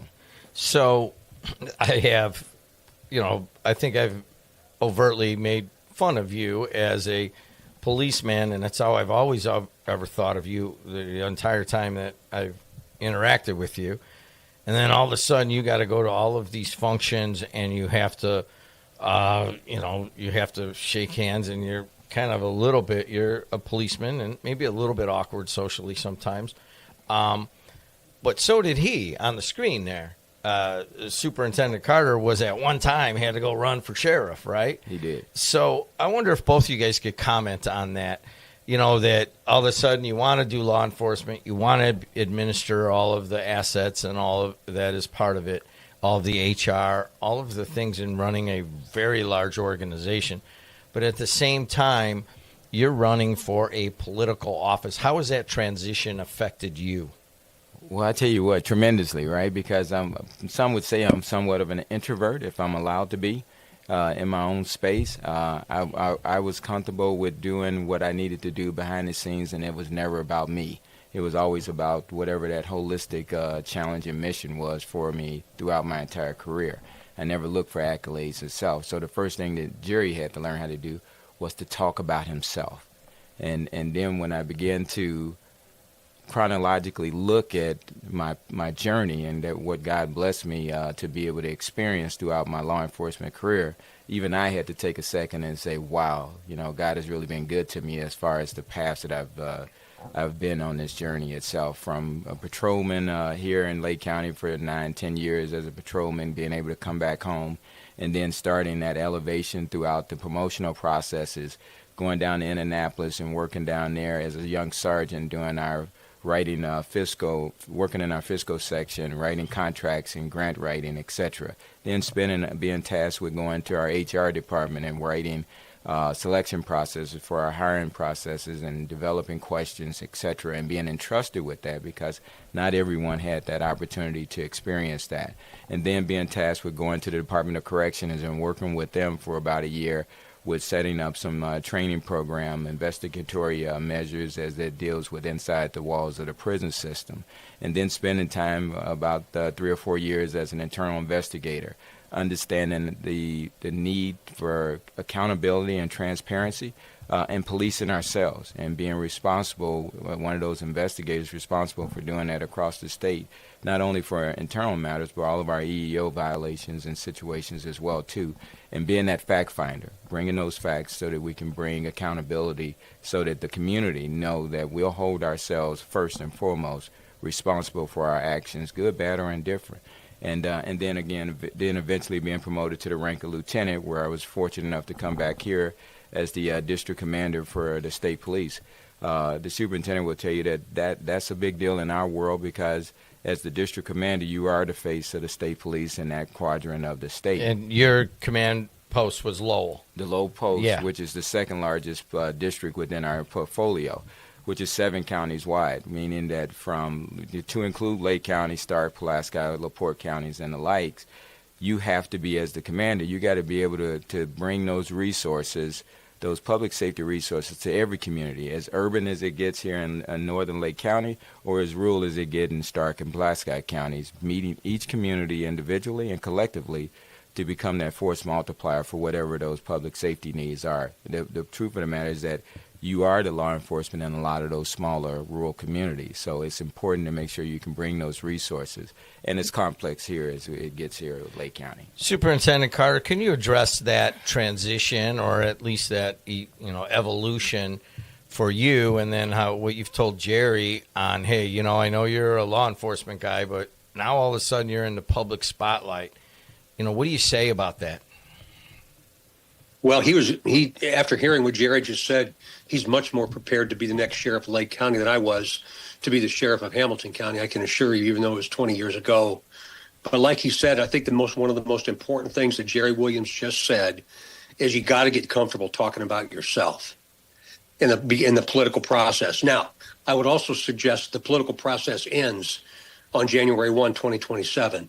And I've always said that politics will be able to come in my door, whether I was serving as a sheriff of a very large county of 400,000 people, or whether I was leading the state police agency with a couple thousand employees. Politics comes in the door, but you've got to be very, very careful not to let it go out. So Jerry understands that. And we went through many, many, many late nights with very, very complex problems that we would be dealing with in the middle of the night, and we all learned from every single one of those. But with the transition to sheriff, he's going to have to understand that he is the complete face of especially in a county like Lake County, of the law enforcement community. But there's no doubt in my mind that he'll be prepared to do that on January the 1st. He's former Indiana superintendent of police, and it is Doug Carter out of LaPorte, 1980 grad. And do you have anything else you want to say today before we click you away? Jim, one of the things I think we've talked about the things that Jerry is and what he'll have to do and where he comes from. But let me give you a little bit of background on his family. This guy is the real deal. He's got 2 boys, 2 identical twins that are on the state police. They're absolute rock stars. They both are lieutenants.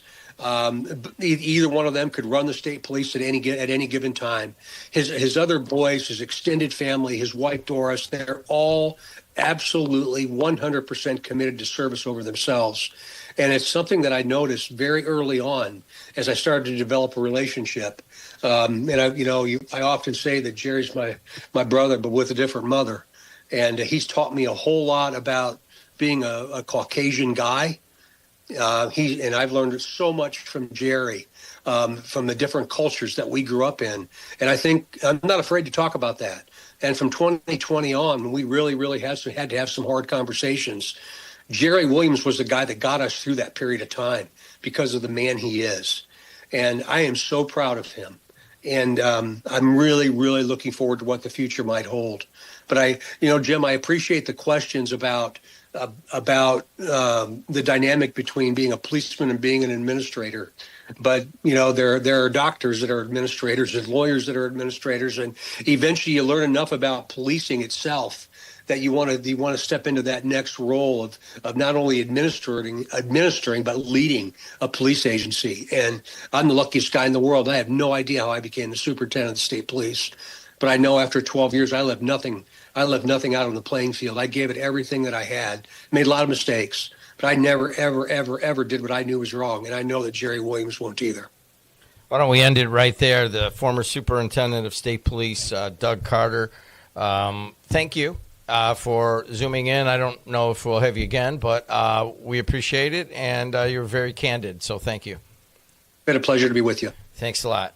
All right, so we have a few more minutes, and I told your people around you I wouldn't, make fun of the fact that you're introverted and a little bit awkward like me in social situations, and that you're law enforcement and you're behind the scenes administrative, and now all of a sudden you got to go to every chicken dinner in Calumet region. But it is a little bit funny, and I want to go there. But Superintendent Carter mentioned your family, and how many children do you have? It's a lot I got 7 kids, 4 boys and 3 girls.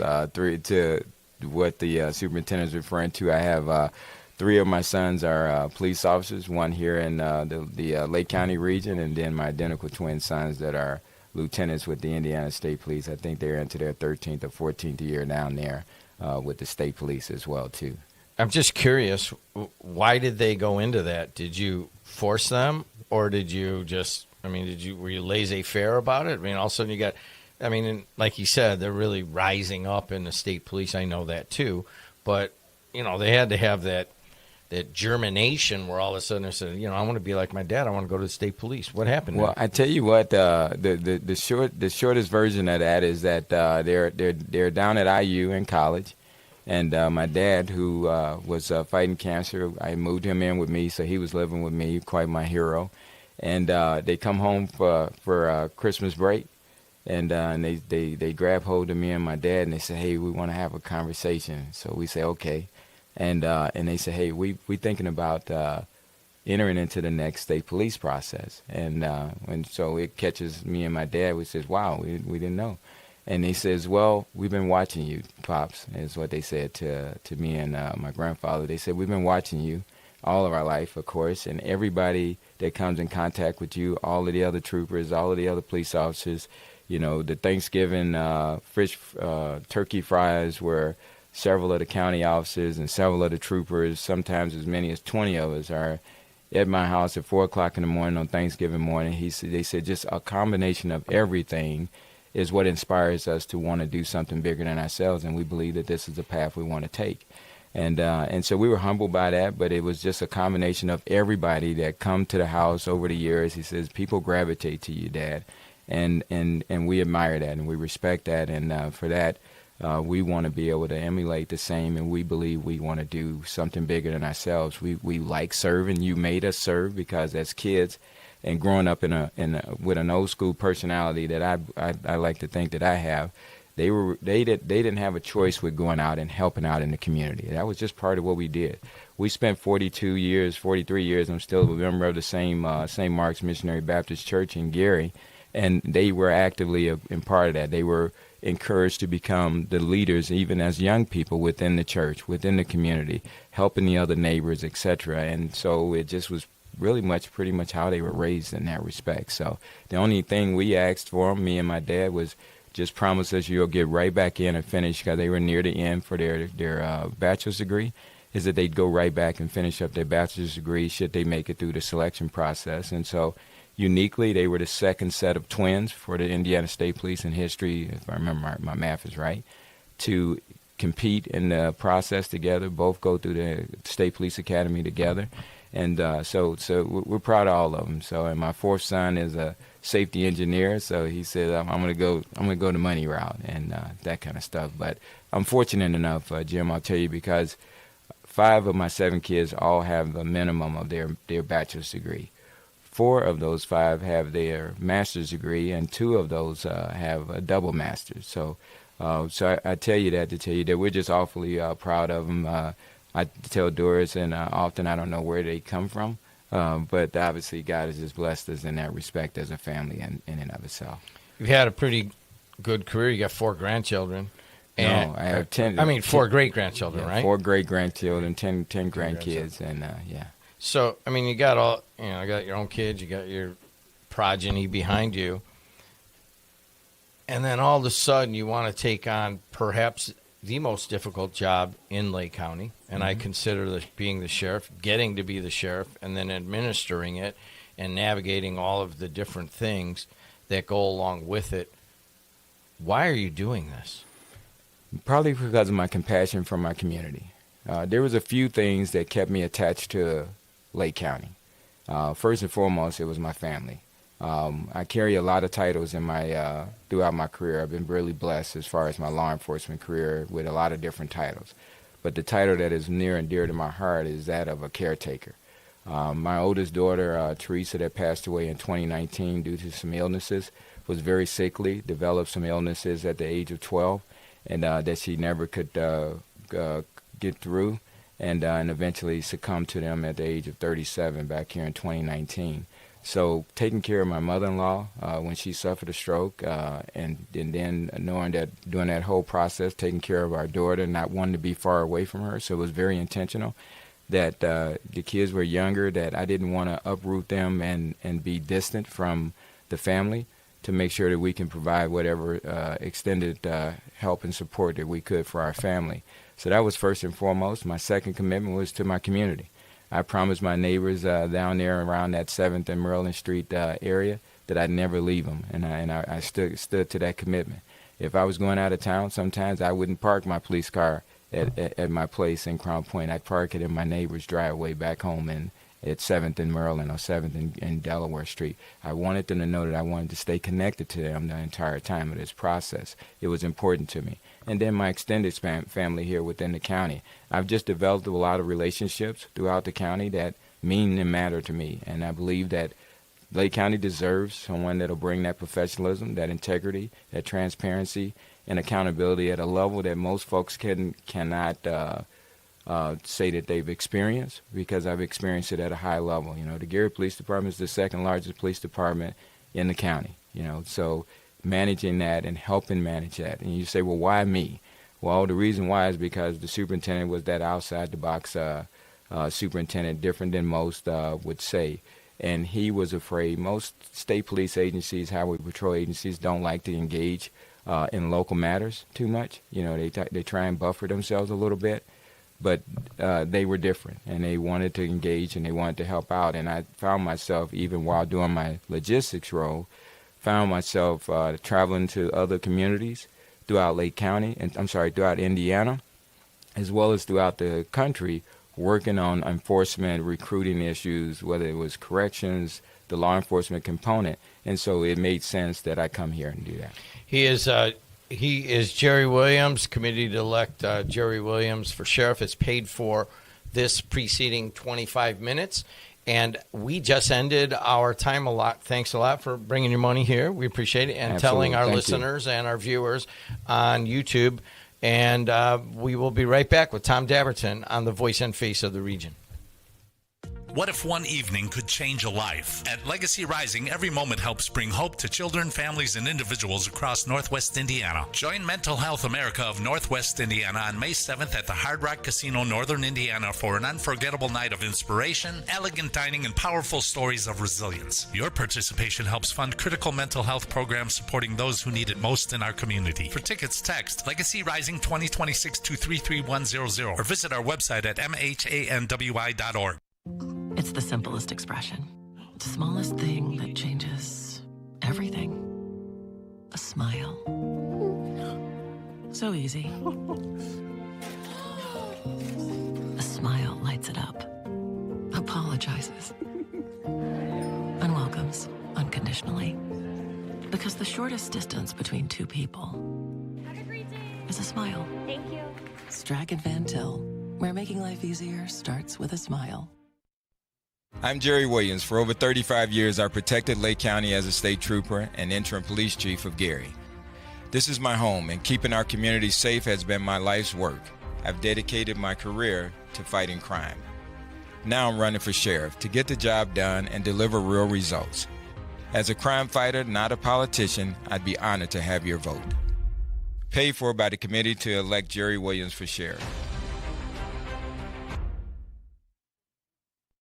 IBEW Local 697 electrical contractors bring the highest standard of electrical work to Lake County homes, schools, and businesses. From everyday fixes to once-in-a-lifetime builds, we don't just get the job done, we get it done right and up to the highest safety standards. When you need electrical work, hire the professionals who power Indiana. Powering Indiana, Lake County, bringing excellence to the job, creating a brighter future for our community.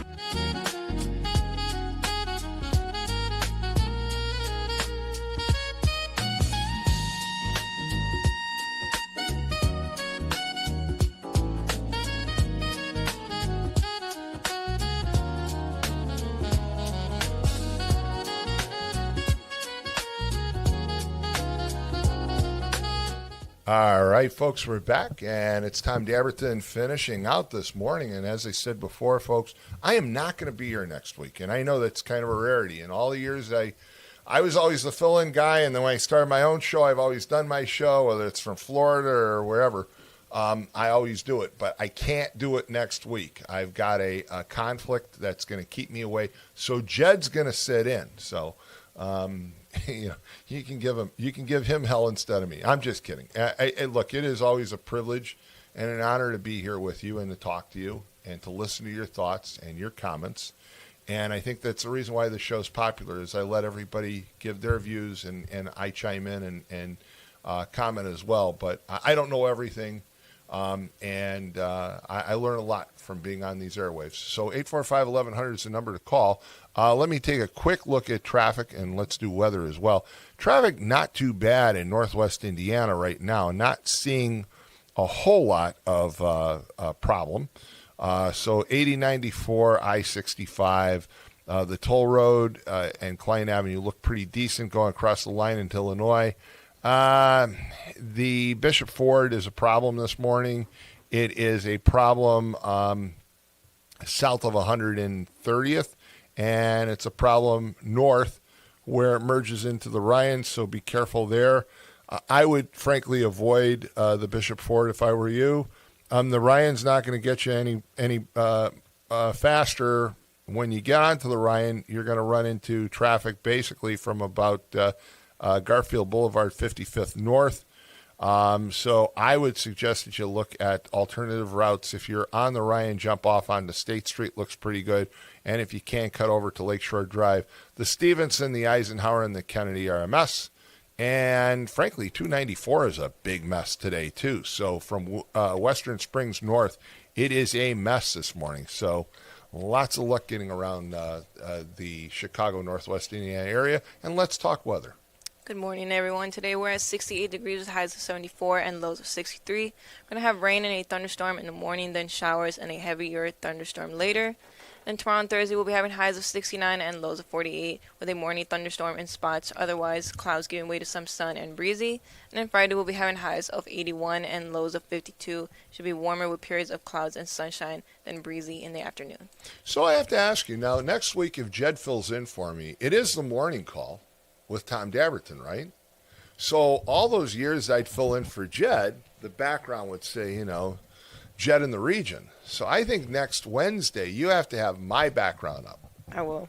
Yeah, I mean, you got to do it. He won't notice anyway. Come on. He won't. Just put my background up, put it up, and see what happens. It'll be a lot of fun. 845-1100. We have talked about all kinds of things this morning. I know some people wanted to talk longer, but, folks, when we see those phone lines and they're completely jammed up, We try to get through everybody. So now's a little bit better time to call, 845-1100. We can take your call and talk a little bit longer. And there's Jed walking by, and we've got callers. So don't forget, next Wednesday you get Jed. But he'll have my background up. Yeah, sure he will. 845-1100, we've got callers. Good morning, you're on the air. I didn't know Jed still did radio. Yeah, Jed actually does radio once in a while, and he's going to do it next Wednesday. Oh. Yes, yeah, it's a shock. I know it's a shock, but he's going to be here. It's a special edition of the morning call with Tom Dabertin, and so he's going to fill in for me. Hey, you know what? Look, I like to kid him, okay, but Jed's really a truly decent guy, and he can't hear me now because he's in a different room and they're soundproof, so he can't hear any compliments, and that's the way I like it. But he's a good guy, and I told him last night, I said, man, I've got a conflict, and he's like, no problem, I'll take care of it.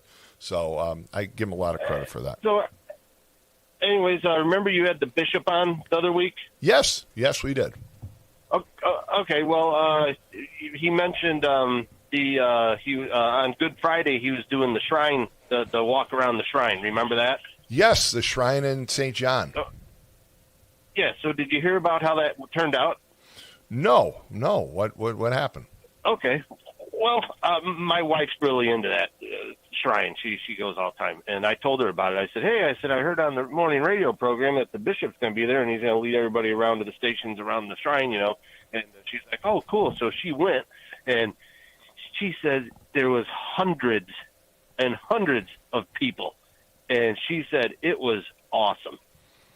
So, good thing getting that out there on the radio because a lot of people enjoyed it. I've heard that it's truly a very moving experience. The shrine itself, I've seen it before, but not on Good Friday, and I really had thought about going on Good Friday to see it. I got tied down and bogged down with things.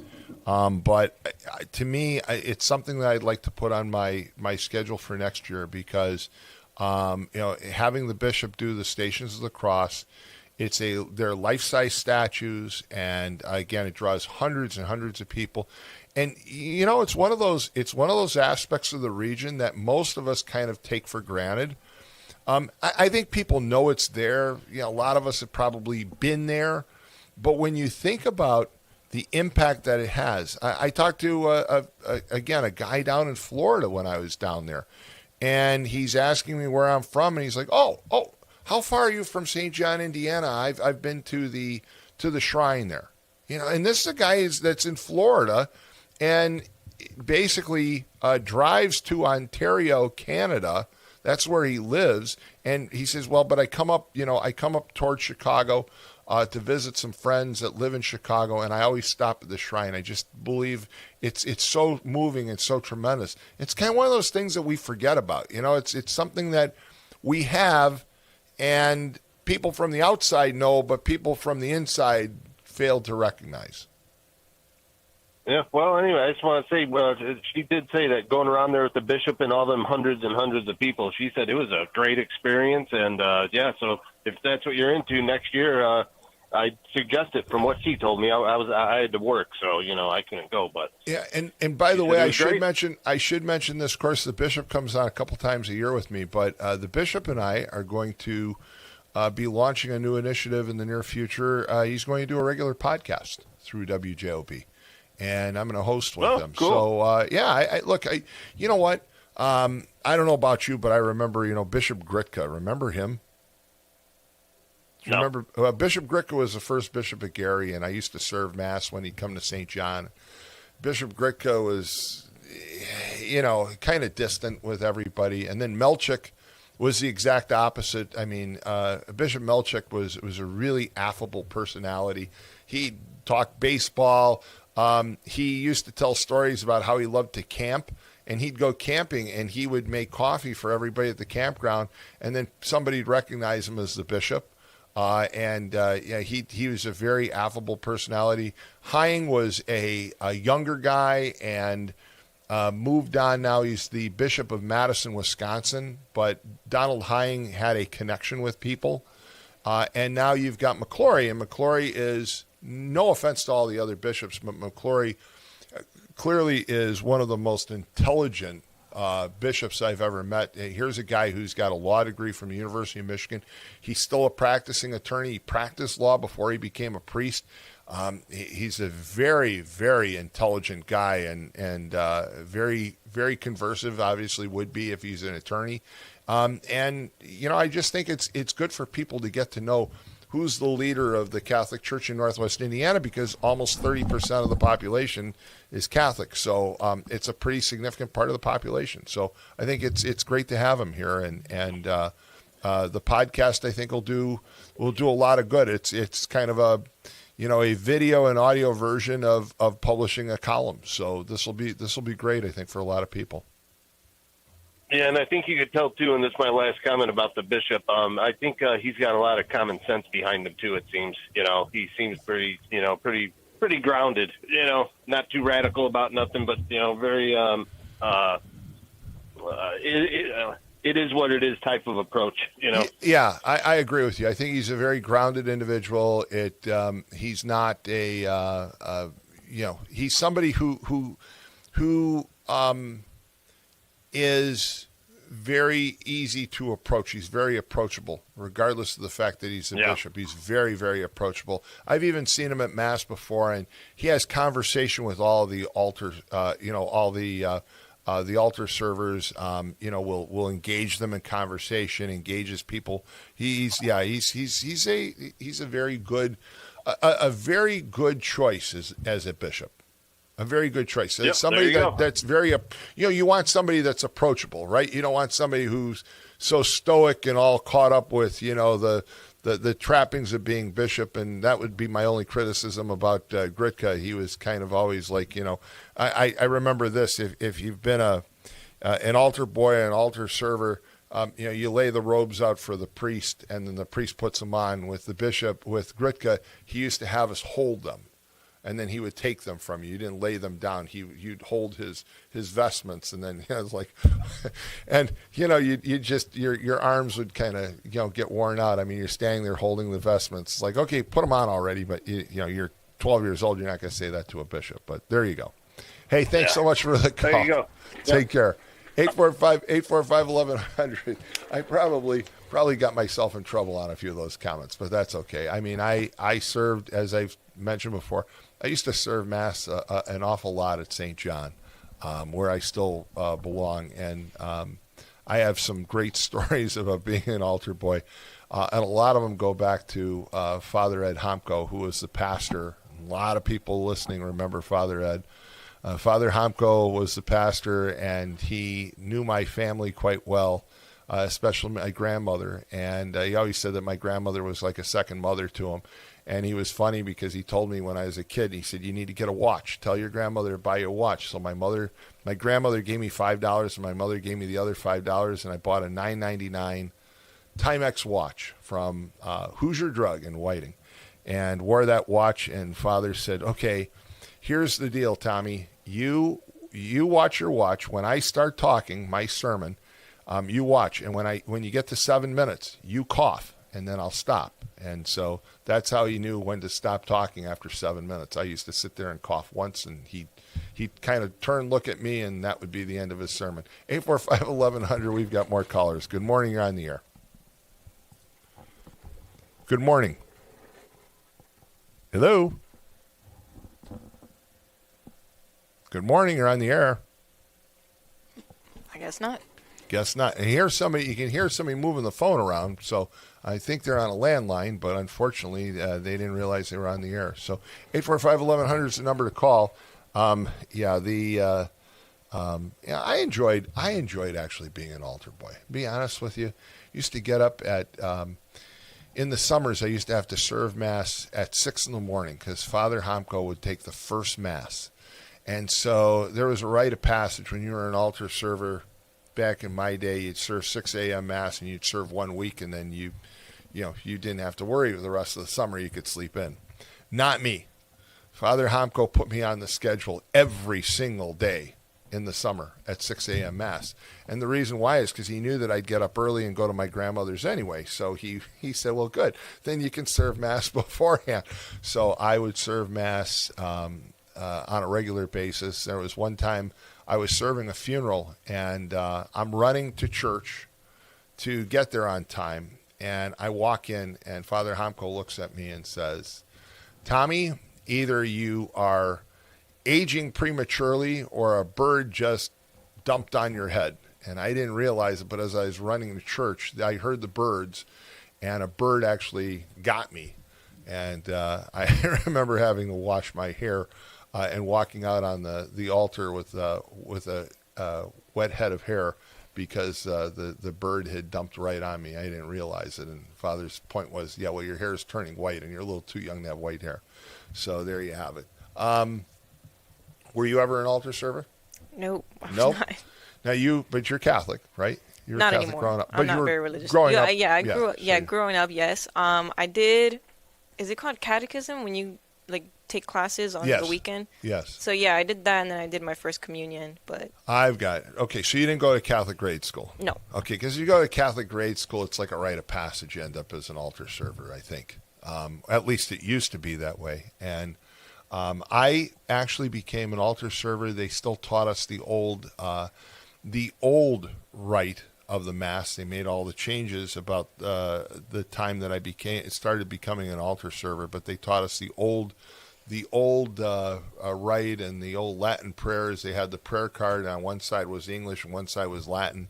Of course, never served in that capacity because Vatican II had already taken effect, but they were slow to change the process. So they taught us the old prayers and the new prayers, and we're like, well, yeah, but we don't know this language. We know English. And so it was an interesting time. But I served for a lot of different priests and enjoyed it, actually. For me, it was kind of a fun time. You got to know the priest. I did get to serve when Archbishop Fulton J. Sheen came to speak at St. John the Baptist back in about 1973. And Fulton J. Sheen, of course, a lot of people know, was very, very famous archbishop, a very good orator, used to be on television, had a very popular show, was also on radio. And I got to serve Mass with him, and I have to say he was an extremely cordial, friendly individual. I knew he was famous.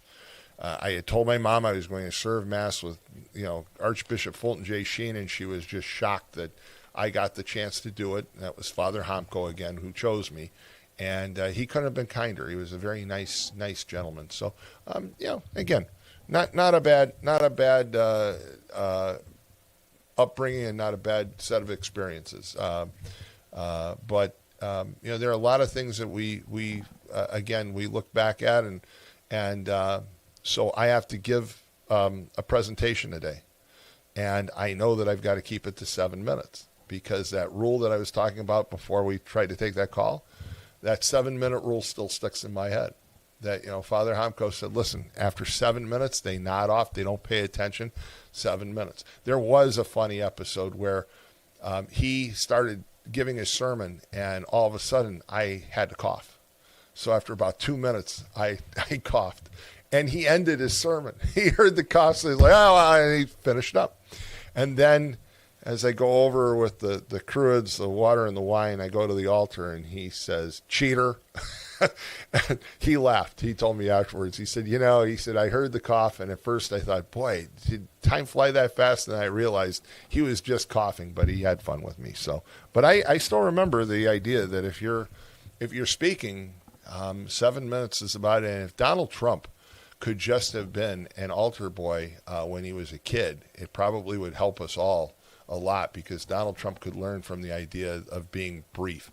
He doesn't know how to be brief on anything. I think he gets himself in more and more trouble because the longer he talks, the less inhibited he feels, and he basically gets out there and just says things he shouldn't say.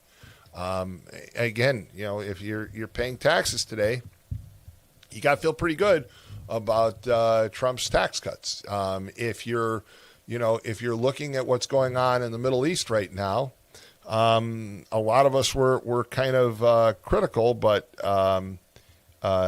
it's still, there's still some work to do, but it looks like there's some promising developments in the Middle East. So he does some good things, But if he could just shut up, I mean, how much would they have to pay you, Linda? I know you're making tons of money here, but how much would they have to pay you to be Donald Trump's official keeper of the tape, where you'd walk around, they give you a roll of duct tape, and then your job would be to place it on Donald Trump's mouth? I mean, $100,000 a year, would you do it? Probably not. Probably not? Really? You couldn't pay me to be anywhere. Well, actually, I think it should be like an official position. It should be a permanent position that no matter who the president is, because Joe Biden could have used some tape on his mouth. Obama used to go on and on things. I mean, really, when I think about it, there should be an official tape keeper position for the presidency. And you're independent, and you just put tape on the president's mouth. Like, oh, you've talked too long. Here you go, tape. I think it would work. I think it would keep us out of a lot of trouble. I mean, when you think of some of the things that our presidents have said, Donald Trump wins the award on saying that some of the most ridiculous things. But I think if you think about it, you could have you could make the argument that a lot of our presidents and the American public would have been served well by having somebody that was the keeper of the tape. So that's the job for Lynette. There you go. That's why that's your future job. You're just going to stand there, and they're going to give you $100,000 a year, and you just put tape over the person's mouth. Oh, too long, tape. I think it'll work. I don't know. Be a good job. Hey, I'm going to miss you next week. I'm not going to see you. You're going to be here with Jed. And we're wrapping up because Think Parks is next, and then School City of Hammond. Yes. So we're wrapping up, and I'm going to get rolling. I've got to go up to Michigan to speak today. And again, trust me, I'll keep in mind the 7-minute rule. And then I will be back here on the 29th with you, and look forward to talking to all of you then. So for me, I'm going to sign off right now. You've been listening to The Morning Call with Tom Dabertin on WJOB 1230 AM, 104.7 FM. Keep it tuned all day, all week to WJOB. And I'll be back with you starting it all over again, not next Wednesday, but the following Wednesday at 6 a.m. Take care, folks. Have a good day. It's the simplest expression. The smallest thing that changes everything. A smile. So easy. A smile lights it up. Apologizes. And welcomes unconditionally. Because the shortest distance between two people is a smile. Thank you. Strachan Van Til, where making life easier starts with a smile. State Senator Dan Darnell was supposed to be different. He promised to fight for Hoosier